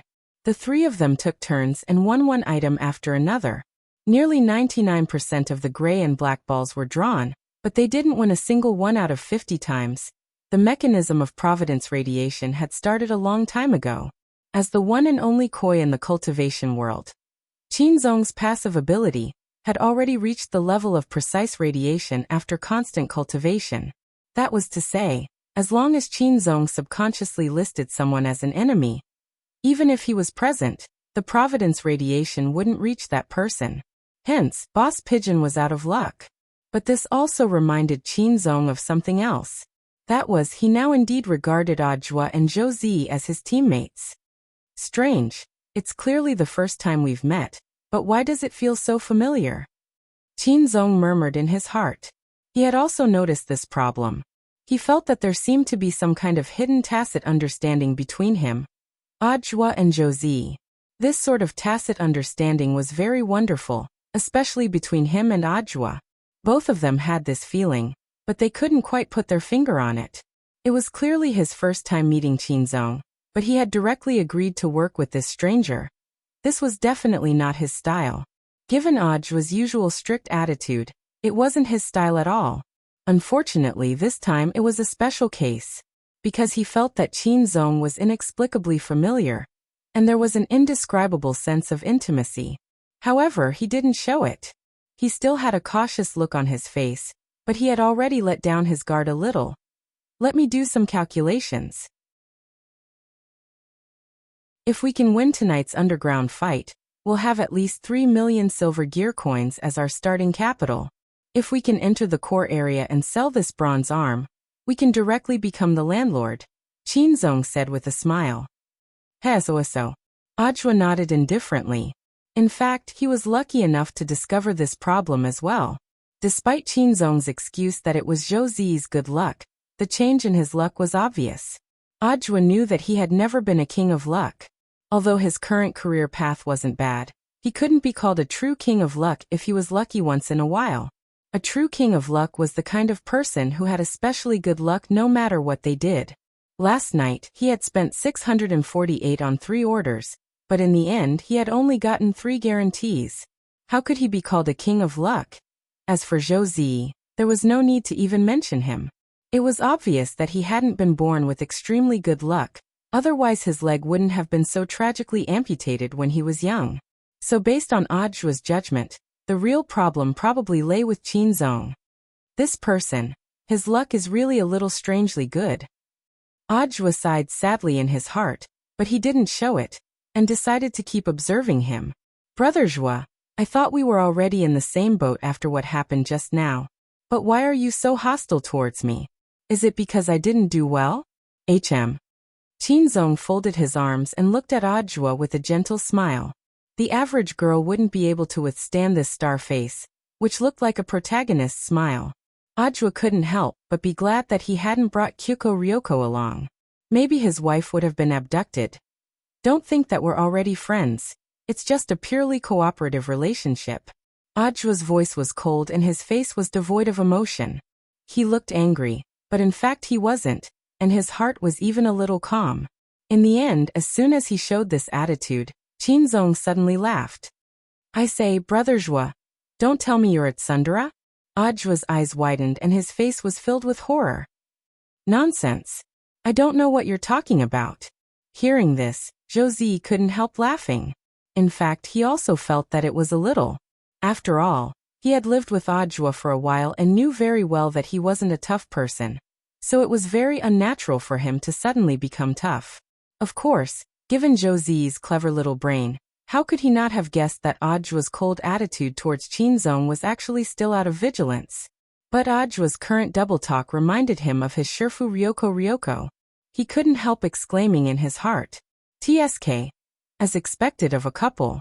After living together for a period of time, even their personalities had become the same. On the side, Ajwa saw Zhou Zi snickering. Qinzong knew that he had probably guessed right again with his nonsense. Then he curled his lips. Let's go. I won't talk about this anymore. It'll hurt our friendship. I'll treat you to a drink. He then stretched out his hand to push Ajwa and Zhou Zi's backs, leading them down a path. Ajwa. Do you know the way? Don't walk blindly, Qinzong laughed. I don't know, but it's definitely this way. Ajwa. This kind of self-confidence again. And now, it seemed that Ajwa was starting to understand Qinzong's self-confidence a little. It was possible that this guy also knew that he was a very lucky person. A providence cultivator? Was there such a person in the world? Ajwa was dumbfounded. After pushing Ajwa and Zhou Zi for a few steps, a very shabby-looking snack bar actually appeared in their line of sight, and the drinks on sale were ones the 3 of them had never seen before. Although the drinks were different, the types were more or less the same, and even the style of marketing activities was similar to that of the outside world. Young man, what do you want to drink? There's been a soda promotion recently. Then let's buy a bottle of soda. Qinzong nodded, then pointed to a drink that looked very much like Fat Otaku Cola. Ajwa laughed. Aren't you going to treat us? Shouldn't you be spending your own money? Qinzong nodded. Of course, I'm a man of my word. He then unscrewed the cap of the bottle in front of the boss. The boss pushed up his glasses and squinted to see the words under the cap. One more bottle. Seeing this, the boss also laughed and took the cap. Forget it, young man, you're lucky. You don't have to pay, this bottle is for you. Qinzong nodded in satisfaction at the expected situation. Then he reached out and casually took 2 more bottles of soda from the shelf. The boss. You have to pay me 2 silver gear coins, young man. Qinzong smiled, then unscrewed the caps of these 2 bottles of soda and gave them to the boss. Another 2, 1 more bottle. This. The boss had an incredulous expression on his face. The probability of this 1 more bottle activity was clearly only 1%. But there were actually 3 bottles in a row. Thank you, boss. I wish you a prosperous business. Qinzong thanked the boss politely. Then he opened the bottle cap and handed it to Josie and Audiobook, fulfilling his promise. Audiobook took a sip and savored it carefully. The soda in the slums of the technology city was actually orange-flavored, and he could actually taste like his childhood. He looked at Qinzong and asked with a smile, "Do you often skip orders like this?" Qinzong shrugged. "Brother Zhua, you call this skipping orders? I was just a little lucky, that's all." He knew that what he was doing was actually a little unkind. So he gave the boss his blessings before he left. Based on his blessings, the boss of this snack shop should be able to continue breaking records in the next few years. Audiobook, I can see your ability. You were lucky. But why didn't you unscrew the cap after paying? It's very inconvenient to drink without a cap like this. Qinzong, on one hand, didn't you say that you wouldn't spend our money and wanted me to treat myself? Of course this is the best way. On the other hand, directly opening the cap is actually for the boss's own good. Audiobook and Josie. Qinzong sighed. Have you ever experienced what it's like to empty out a supermarket with the money for a bottle of soda? Audiobook and Josie. Josie. Are we going to the boxing arena next? Qinzong nodded and smiled brightly. Of course. This is a chance to turn over the money we have in our hands. Audiobook secretly rolled his eyes in his heart. He thought to himself, who's with you? Just as the 3 of them were about to head to the underground boxing arena, not far away from them, 3 cloaked figures appeared, and one of them was trembling slightly under the cloak. I knew it. I knew it. Jayamiya Ryoko hadn't expected it. She had just found Audiobook when she saw the scene of the 3 people buying drinks from afar. But she wasn't in a hurry to reunite with them. Instead, she chose to follow them secretly. In the end, she saw the scene just now. The pretty boy who had just appeared next to Audiobook had a dubious tone as he kept saying, our money, and the money we have, which made Jayamiya Ryoko feel unwell. Ryoko, calm down, it might not be what you think. Lotus Sun dropped her forehead into her hand. We agreed that we would only bring Zi over. It's one thing for him to bring Zi, but why is there another man next to him? It was clear that Jayamiya Ryoko was very angry now. It's just a man. You don't understand, Rongrong. We girls are actually under a lot of pressure. It's not enough to just guard against women. You have to raise your awareness. Tell me, do you think a normal man would unscrew a bottle cap for another man?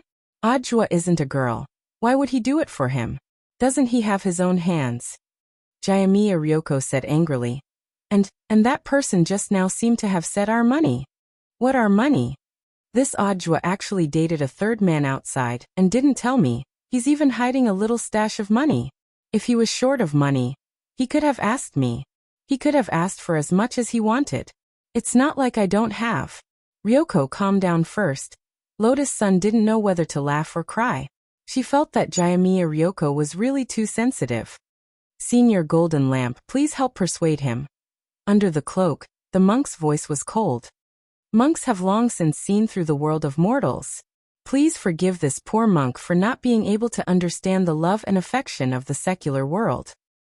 Hearing this, Lotus Sun could only sigh and look at Jayamiya Ryoko to comfort her. Ryoko, don't worry. It's all on your own now. We don't know the specifics yet.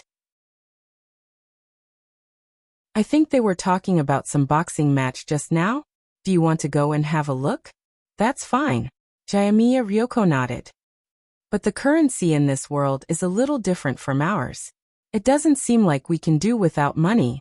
We can't enter that kind of place without money, right? Let me think. Lotus Sun was also having a headache in this regard. In fact, she had been thinking about legal ways to make quick money in this world in a short period of time, ever since she entered the land of nothingness, and discovered that the currency wasn't usable. Just then Monk Golden Lamp suddenly said, "Look, someone seems to be putting up a notice over there." Lotus Sun frowned. "It looks like a wanted poster?" "Wanted poster? Speaking of which, if it's a wanted poster, there should be a bounty, right?" Jayamiya Ryoko's eyes lit up. With a wave of excitement, the three of them gathered in front of the wanted poster and began to look at it carefully. According to the wanted poster by the police in the technology city, it was a pair of middle-aged men swindling people. They had swindled a shop owner out of 2,000 silver gear coins. But at present, there were only sketches provided according to the victim's description. Since the sketches couldn't be identified through the database, it was suspected that they were unregistered residents or had disguised their faces. Anyone who could provide specific information or clues would be rewarded with 20,000 silver gear coins. P.S. Please help me boost my sales at the end of the year. As Jayamiya Ryoko looked at it, she suddenly felt that the two sketches looked a little familiar. Rongrong, don't you think these two people look a little familiar? Lotus Sun was instantly clear-headed by these words. As if enlightened with wisdom. She was horrified. Wasn't it just a little familiar? This was Li Xian and Zhang Ziki stealing.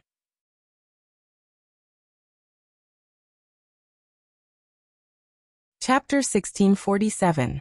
Although Kamiya Ryoko really didn't want to admit it, she indeed felt a little irrational at that moment. When she thought about Ajwa, she felt like she couldn't think straight anymore. When they arrived at the nearest police station, the three of them stopped in front of it. By establishing a group chat window, Lotus Sun and Kamiya Ryoko realized the telepathic communication between the two girls, ensuring that unrelated people wouldn't hear them. Lotus Sun. Yoshiko, do you really want to go in and report Senior Li Xian and Senior Zhang Zipi? Ryoko sighed. I actually don't want to, especially Senior Li Xian, who is the benefactor of our Ryoko family. However, these are extraordinary times. But have you ever thought about it? Even if we sell out the two seniors, we'll still have to pay the price. With just a few tens of thousands of yuan, I'm afraid the people in this underground boxing arena wouldn't even take a look at it. Under her cloak, Lotus Sun had a helpless expression on her face.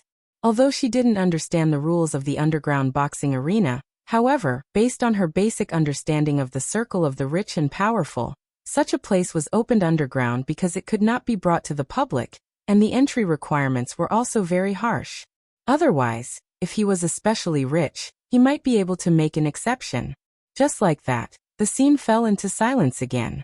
About a few minutes later, outside the police station, there were two AI service robot police officers carrying a man covered in blood out of an off-road police car on a stretcher. The man's body was covered in blood-stained bandages. His entire right arm had been severed, revealing the wiring inside. It was still emitting a sizzling sound and sparks.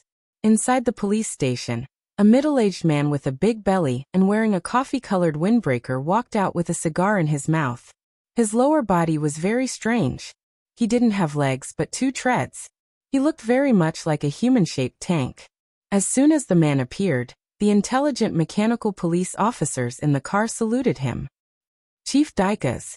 The middle-aged man waved his hand and puffed out a mouthful of smoke. He looked at the man under his eyes with a slightly resentful expression. How many rounds did he last? He made it to the 4th round. Unfortunately, he didn't make it, the robot police replied. Their voices had a kind of electronic sound effect. When they spoke, it felt very comical.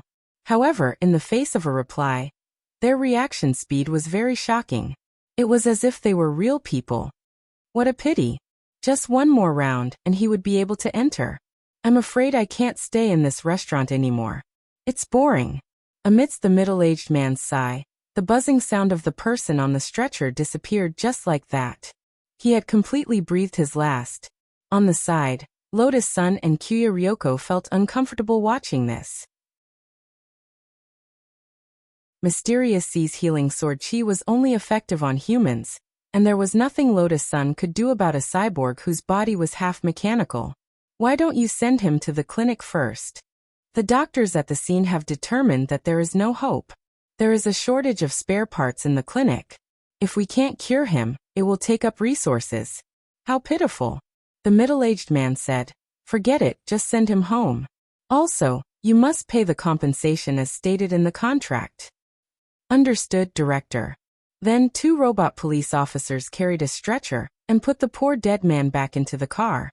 Watching the police car leave, the middle-aged man called Daikas suddenly turned to look at Lotus-san and the other 2. Are you 3 also here to be my fighters? What? Are you so scared that you can't speak after seeing a dead person? He laughed. I'm joking, I don't expect 2 girls to fight for me. The little brother next to them looks soft and tender, and doesn't look like he's a martial artist. The 3 of you are brother and sister? Kyuya Ryoko awkwardly denied it. Not siblings. I'm just curious about the boxing field. I remember that Mr. Jian Xiaoqiang and Mr. Niu Baogua are going to fight tonight, right?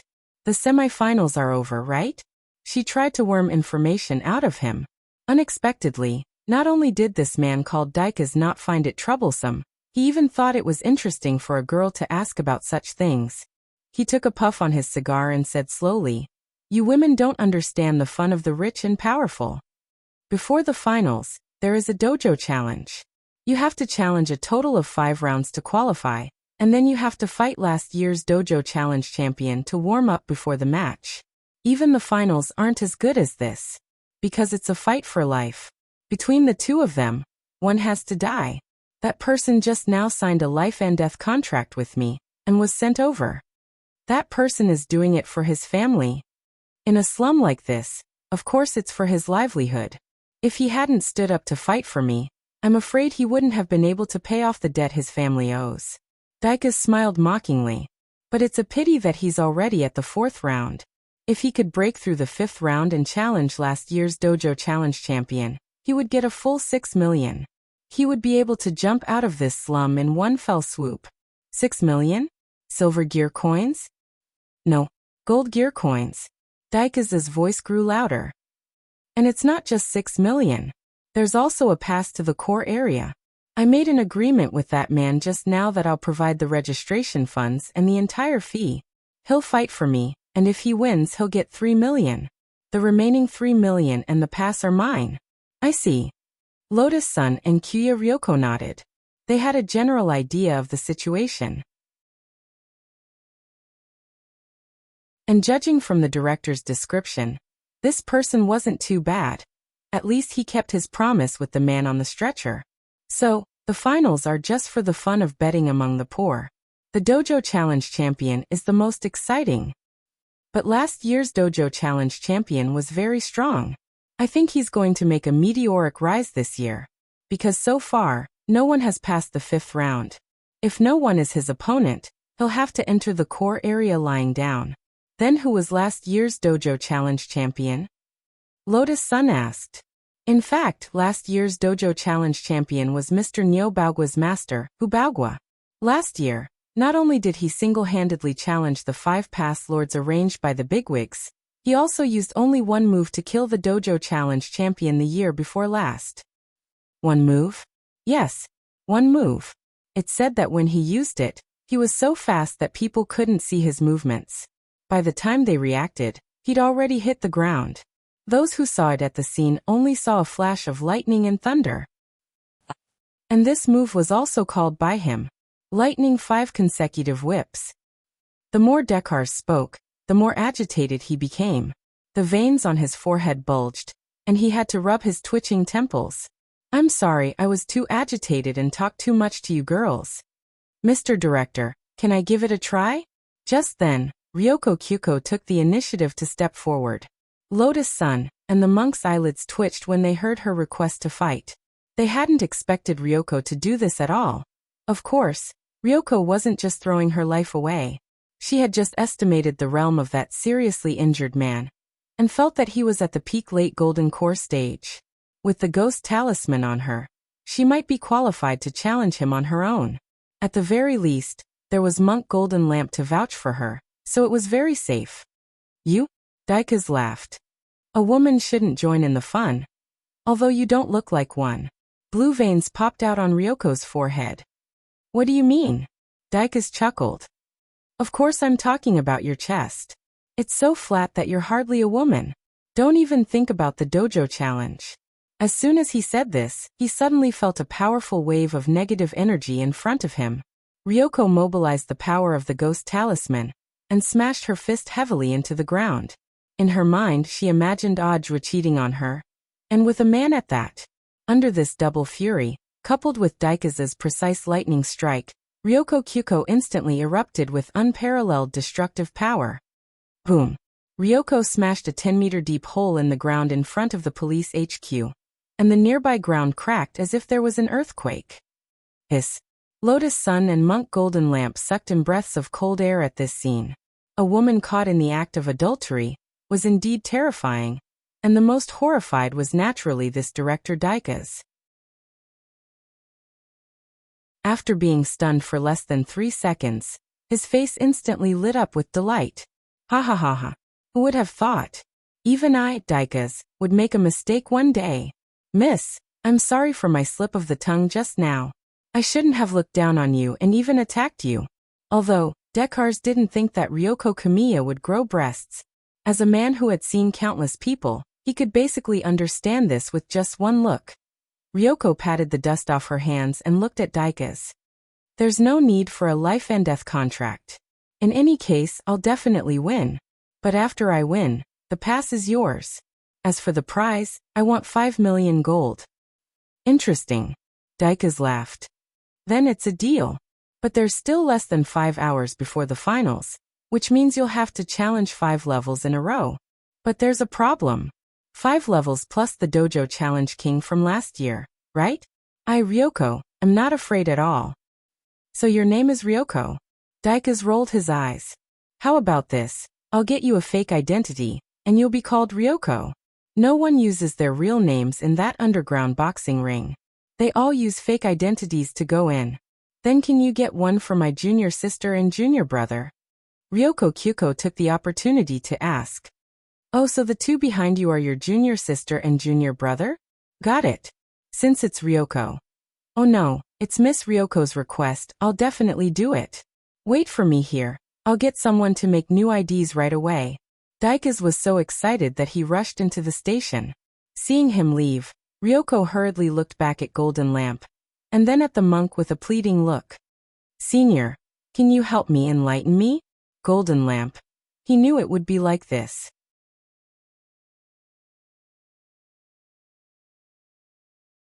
Chapter 1648.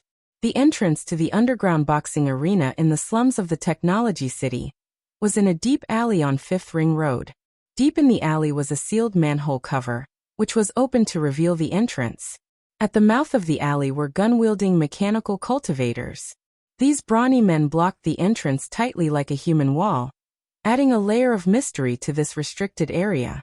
When Audra and the other 2 arrived, they were swept back and forth by these people's gazes. Audra shrank his neck back and had a faint sense of foreboding.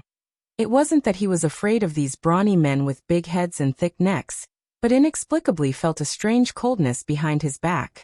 And this wasn't the first time he had felt this coldness. It had actually been there ever since he had bought the drinks. Until now, when it had become more and more intense, after showing the ticket to the underground. One of the brawny men spoke in a gruff and low voice devoid of any emotion. 1 ticket can only allow 2 people in at most. Shinzong was quick-witted. He took out a stack of silver gear coins and smiled, revealing his pearly white teeth. Big brother, how about you make an exception? I was also introduced here by a friend. I came here to play. I don't know if I can still buy more. The brawny man took the stack of notes and sniffed at the fragrance. This stack of silver gear coins amounted to 100,000, which was actually not a small sum for Audra and the others, who were in desperate need of funds. But Shinzong was unusually generous, and the corners of his lips curled up. If this big brother doesn't mind, you can share the money with our brothers. The brawny man with the paralyzed face smiled coldly. At least you know your manners. Then come in. He then gave the other brawny men a look, and they straightaway made way. So it's the boss here. Seeing this scene, Shinzong knew what was going on. Just as the 3 of them entered the alley through the human wall, Audra noticed that the brawny man who had taken the money had followed them in, and seemed to want to say something. Sir, is this your first time here?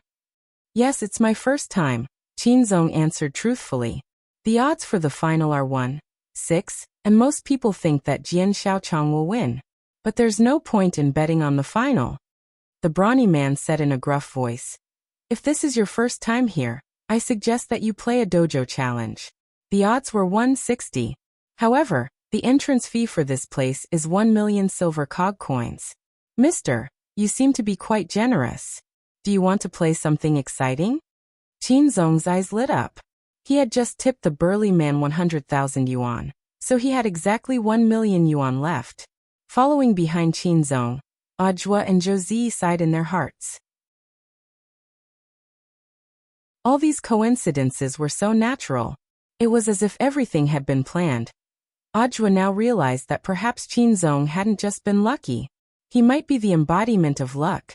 60 times the odds.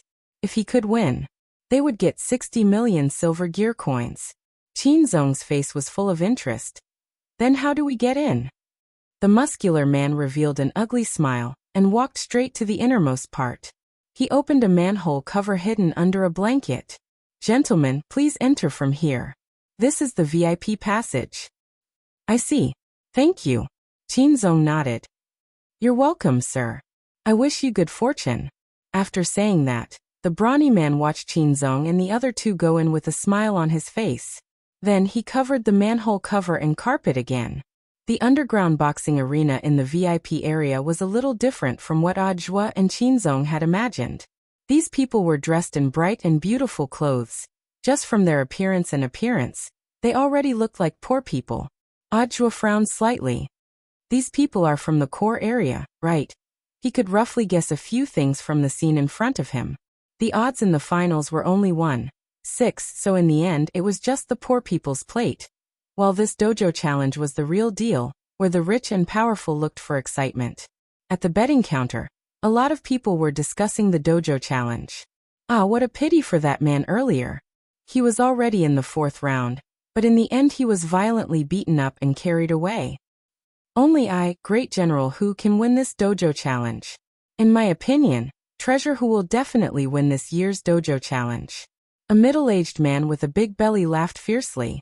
Holding a goblet, he spoke carelessly as he swirled the red wine in his hand. Don't celebrate too early, Boss Zhu. The competition isn't over yet. A rich lady with bright red lipstick smiled coldly. There's only 4 hours and 52 minutes until the betting deadline. I don't think it's possible to pass 5 rounds in a row and challenge last year's champion in less than 5 hours. The middle-aged man called Boss Zhu didn't hide his rampant laughter at all. He was a supporter of last year's dojo challenge champion, Hu Baogua. At that time last year, Hu Baogua had caught the eye of an ascender, who wanted to leave the slums, who had provided him with the starting funds to participate in the dojo challenge. This so-called ascender was the kind of person who had already accumulated a certain amount of money, and wanted to escape poverty and move to the core area. 2 years before the dojo challenge, an ascender had come to participate on his own, but in the end, he had died a violent death. Later, an ascender had come up with an idea. That was to sign a hired thug to participate in the competition on his behalf. After the competition, the ascender would get his pass, while the hired thug would get his own money. With this money, the hired thug would have the capital to continue participating in the competition the next year. Furthermore, he would become the second year's arena master.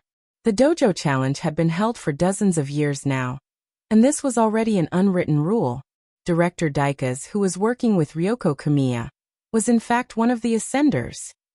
These people were chatting animatedly. Audiobook, Qinzong and Josie also understood what was going on. That was to say, the new challenger had to first defeat the 5 past guardians chosen by the bigwigs. Only after succeeding in all the challenges would he be able to challenge last year's dojo challenge king. The most important thing was that these past guardians all had spare tires. Once they were injured, they would be replaced by a new person.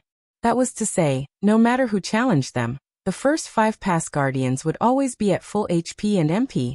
It doesn't sound very easy. Do we really have to bet? Audiobook frowned. Even he felt that the rules were too harsh. There were already less than 5 hours left. They had to challenge 6 people in a row. Unless there was a huge disparity in strength, this was almost an impossible task. This director Zhu was also well aware of this, and he laughed again. As far as I know, the only one in the 10th ring who still has spare cash to sponsor the competition is that director Daikas. However, it was a pity that the hired thug he had just sent was already dead. There are less than 5 hours left. It's not like he'll force a duck onto a perch and randomly grab someone on the road, right? As soon as the man finished speaking, a roar of laughter rang out in the hall. Qin Zong ignored him and walked over to the betting counter. He took out the storage bag and asked, "Hello, can I still bet now?" "Of course, sir." The betting waitress gave a professional smile. "Please help me bet that this Mr. Hu Baogua loses." "Lose? Sir, I've checked. There are 1 million silver gear coins in your storage bag." After the waitress said this, a lot of eyes turned to Qin Zong. Qin Zong smiled slightly. "Please put me in."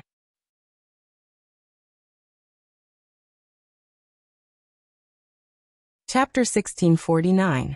The voice was not loud, but it attracted the attention of the people around. There were less than 5 hours left, and the fighters that Director Dekars had signed were all dead.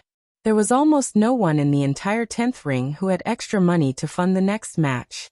Zhu Yuanrun was not wrong at all. He was a big shot in the circle of influential people in the core area, and he actually had some shares in this underground boxing ring. What Zhu Yuanrun did not expect was that someone would bet on Hu Baogua to lose after hearing his analysis. In his opinion, this was something that was impossible to accomplish. "Young man, you're quite impressive. You bet 1 million silver gear coins right off the bat. This is probably your life savings, right?" Zhu Yuanrun chuckled. Although he was a little annoyed that someone did not listen to his analysis at this point in time, and forcefully went against his words. But in fact, Qin Zong betting on Hu Baogua to lose was actually beneficial to him, because he was the one who bet on winning. What he was profiting from was this steady business. After he was sure that no one could challenge Hu Baogua, he immediately increased the bet and raised the odds to the current one, 7260. Because of the huge capital, even if it was won 72 times, it was still enough for him to make a lot of money. Qin Zong's bet only gave him 1 million more. He could not help but laugh in his heart. He would not be able to find a charity business like this that gave away money for free. In the end, just as he finished his sentence, the deafening sound of a gong rang out in the VIP area. Someone is beating the war drum. On the screen in the hall, a skinny cloaked man wearing a black cloak and a mask, accompanied by 2 other cloaked men wearing the same mask, and Dekars, who was grinning from ear to ear, appeared in front of everyone's eyes. "Dekars? Why is it him again? Didn't his contracted fighters just..." Zhu Yuanrun and the surrounding dignitaries opened their mouths wide at the same time, looking at this scene in disbelief. That Hu Baogua was rumored to have unfathomable strength. Although the participant list said that he was at the peak of the late Golden Core stage, in reality, this realm was just fishing. This would cause people to mistakenly think that Hu Baogua was very weak, and thus lower the overall standard of those hired thugs. After all, the signing fee of each thug was based on their realm. For example, the Golden Core stage fighter that Dekars hired previously was hired by him based on the data on the paper. This was Zhu Yuanruan's secret operation. However, he didn't expect that this person couldn't even pass the 4th round. In reality, Hu Baogua was a soul formation stage cultivator. For a soul formation cultivator to appear in the slums, it was already shocking enough. On the other hand, the person that Dekars found was ridiculously skinny. In Zhu Yuanruan's opinion, it would be difficult for him to even pass the first 3 tests. This Dekars. Is there something wrong with his brain? Why did he find such a short and ugly man to compete with? When Zhu Yuanrun said this, Daikas entered the venue with Lotus Sun, Jiu Gong, and Jin Deng. As soon as she entered the venue, Ryoko Kwamiya heard Zhu Yuanruan's arrogant voice. Under the cloak, her body trembled slightly. This damn fatty actually said that she was... Calm down, Ryoko. You mustn't be exposed. Also, this Dekars did indeed label you as a boy on his fake identity. It's all for cover. Cover. On the side, Lotus Sun used team voice to remind her. Ryoko Kwamiya took a deep breath. In her heart, she repeatedly said things like, "The world is so beautiful, but I'm so irritable."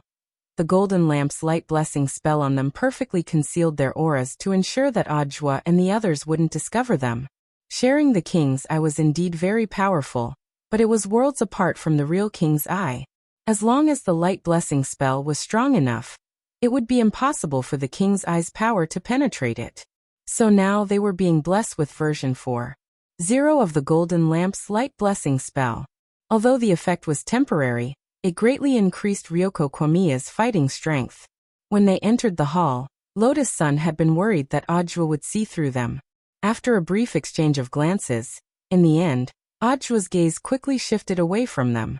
She couldn't help heaving a sigh of relief. That was close. Look, Rongrong, that person keeps looking at Ajwa. He hasn't even stopped once. Ryoko Kwamiya was utterly exasperated with jealousy. In addition, Zhu Yuanrun had just said that she was a boy, and her anger had already reached a critical point. Dekars was fully in charge of the admission procedures for the dojo challenge, and it took less than 10 minutes for Ryoko Kwamiya to get her pass. When her name appeared on the big screen, everyone's eyes twitched. Kwamiya? Who was this person? A golden core hatchet man, and one that no one had ever heard of. Dekars, you're pushing this kid into a fire pit. Look at how skinny he is. He hasn't even fully developed yet, right? Why did you call a girl who hasn't even fully grown yet? Zhu Yuanrun had a teasing expression on his face.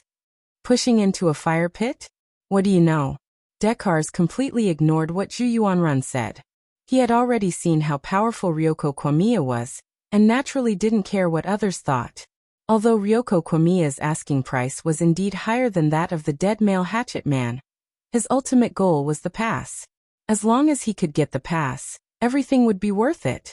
Kwamiya, are you ready? Let's show them real magic. Dekars folded his arms and smiled confidently. Magic. In a sense, this could indeed be called magic. After the procedures were completed, there were only about 4 hours left. Zhu Yuanrun and his men were mocking them on the surface, but they were actually stalling for time. To challenge 6 people in a row in these 4 hours was simply unrealistic in the eyes of others. But when Ryoko Kwamiya walked into the boxing ring under everyone's gazes, Zhu Yuanrun still sensed that something was wrong. What's wrong, Boss Zhu? A manservant under Zhu Yuanrun came over and asked. When he saw Zhu Yuanrun raise his hand, he knew that the boss had something for him to arrange. Go and call the 5 strongest people that we specially prepared for the dojo challenge. They will be the 5 past masters of this dojo challenge. Is this necessary? I feel that something is wrong. Zhu Yuanrun frowned. He knew Dekars the best. Under normal circumstances, he wouldn't do useless things. Of course, the main reason was that the confidence on his face scared Zhu Yuanrun. About a few minutes later, the first past master that Ryoko Kwamiya would face had come to her. This was a man with 8 mechanical legs. People gave him the nickname, Yogurt. The first person is Crab? Zhu Yuanrun sneered. This person looks extremely clumsy, but he is extremely fast, extremely agile, and most importantly, these 2 iron gloves of his, they are the work of that lord. That lord. Yes, although that lord is just a disciple, even if he is a disciple, these iron gloves are enough to be fatal. This is a fist that surpasses the fear of death. I see. It sounds very strong. And look at President Zhu. The man in front of him isn't wearing any gloves. Barehanded? He's courting death. A fist that surpasses the fear of death? Kamiya Ryoko was startled, and immediately clenched her fists tightly. Indeed, she wasn't wearing anything, only 2 delicate meaty fists. But after version 4.0 of the illumination spell, she had nothing to fear at the moment. That damn fat pig, he actually said that this lady is a man. Recalling what Zhu Yuanrun had just said, Ryoko's anger rose to the max again. Facing the crab in front of her, who was much smaller in size, she went up and waved her arms. Boom. No one saw Ryoko's punch clearly. They only saw a dazzling golden light flash before their eyes. There was a loud explosion between the 2 of them. After the light dissipated, Ryoko withdrew the smoking fist that had pierced through the crab's lower body. Next, she roared in a disguised voice. Although this voice had already been modified, Ajwa still couldn't help trembling. And for some reason from the beginning he had felt that this person's fist seemed a little familiar.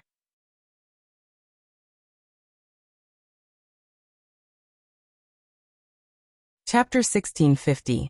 The Immortal Shows the Way. Punching the Way. At the scene, a commentator cried out in surprise. Everyone was dumbfounded looking at this scene. It was really hard to believe that a fledgling newcomer could actually use the Immortal Guides the Way to defeat the burly crab. Fortunately, the crab's lower body was almost entirely made up of spare parts. Although it was connected to the pain nerves, it was not fatal. This punch seemed terrifying, but in fact, the crab only needed to replace the spare parts. But it had to be said that Jimiya Ryoko's punch had indeed hit the crab's vital point, trapping his body in place and making him unable to move. After finishing off the crab, Jimiya Ryoko felt the fire in her heart surging, and she could no longer hold it in. This was just an ordinary punch. In the end, the commentator explained it as Immortal Shows the Way. Jimiya Ryoko didn't think she was an old boxing master. Her usual fighting style was to summon ghosts to assist in battle. She was a cultivator of the summoning style. So in fact, she didn't know any boxing techniques at all. She just used the crab in front of her as a sandbag to vent. What is this gong's background? Zhu Yuanruan's expression changed. Among the 5 gatekeepers he had sent, this crab's comprehensive strength was already above average, but it was so easily taken care of. This was something he had never expected. His face was filled with nervousness. After thinking for a while, he whispered to the manservant beside him. "Go, tell the black dragon to bring that thing. If necessary, use it. You must ensure that this unknown person is intercepted within the 5th gate, or fight with him to buy time." "Yes." The manservant nodded and immediately retreated to do as he was told. In the spectator stands, Zhou Zi noticed this scene from afar. He was observant, especially the manservant standing beside Zhu Yuanrun, who he had been secretly observing for a long time. Brother Zhua and Brother Zong. That person is going back and forth, as if he's up to something. Qin Zong smiled. Z has good eyesight. Maybe he's preparing some kind of prop? Prop? Zhou Zi was not stupid, and he quickly thought of stimulants or something like that. If this was a regular boxing match, this would definitely be against the rules. But Zhou Zi forgot a very important premise, and that was that this was an underground boxing arena. It was a shady place. It was a place where the rich and powerful in the core area used their money to expose their evil interests. And in such a place, all kinds of shady things would exist. You don't have to worry too much, Zi. This Mr. Gong will definitely win. No matter what tactics they plan to use. Qin Zong crossed his arms and said calmly. From the moment he chose to bet on Hu Baogua, and ended up losing. Luck was no longer in the hands of Zhu Yuanrun and Hu Baogua, the 2 big traders. Zhu Yuanrun wanted to earn a stable income, but the appearance of this palace had disrupted his overall plan. He didn't need to think too much to know that his opponent would definitely resort to some dirty tricks in the next few stages. However, no matter how dirty it was useless as long as he was here. It was only a matter of time before he used his luck to clear his name. He might even shoot himself in the foot. It could be said that everything up until now was within Qin Zong's expectations. However, it wasn't that there weren't any surprises. This was because Qin Zong noticed a strange phenomenon from the moment the man called Gong defeated the crab. Ajwa, who had been standing next to him the whole time, was still trembling slightly, and for some reason his complexion didn't look good. "Brother Zhua, are you feeling unwell?" Qin Zong asked. This voice made Ajwa, who was deep in thought, shudder again. "No, I'm not feeling unwell," Ajwa replied. His gaze was fixed on that incomparably fair little fist in the boxing ring. Although he still couldn't quite believe it, the more he looked at this hand, the more familiar it seemed. After all, he had only used Ryoko's hand a while ago with her permission. That kind of comfortable rhythm was something that couldn't be compared to when he was doing it himself. Ajwa remembered. That had been his first time, And also Ryoko's first time.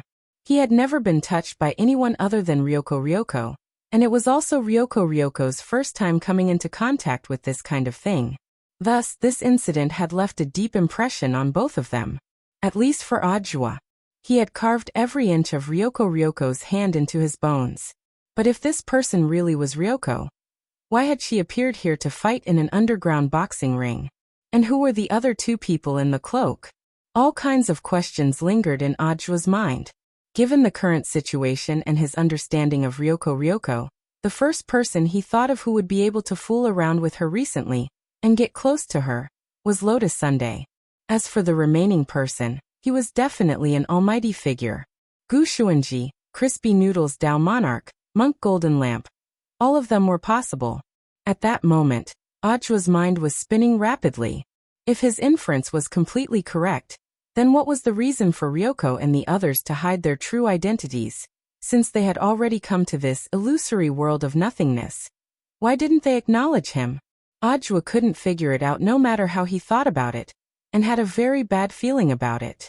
When he raised his head again, he found that Ryoko had already dealt with the 4 gatekeepers. There were still a full 3 hours before the dojo challenge ended. The last person she had to face was Zhu Yuanruin's strongest trump card, Black Dragon.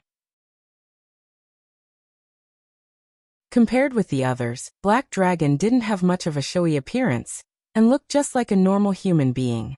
His muscles were well developed, but not exaggerated, and were just the right type. At the same time, his skin was dark, and even the whites of his eyes were completely black. Apart from the fact that his eyes are a little strange, this person looks very normal, Josie said at that moment. Hee little brother. Is this your first time watching Black Dragon's match? A spectator sitting next to Josie in the stands laughed at that moment. He was covered in jewels from head to toe, and his 10 fingers were covered in glittering jewel rings. At first glance, it was obvious that he was a dignitary living in the core area, but from his tone, this person was very friendly, and without waiting for Josie to ask any questions, he continued. A true mechanized cultivator is in the bones, not the skin. Take the crab from before, for example. He looks mighty and domineering, but in fact he's very easy to target. But Black Dragon is different. He's that lord's masterpiece. That lord? The founder of this technology city? Ajwa asked. Qinzong was also very curious about this, because Zhu Yuanrun had also mentioned this word before.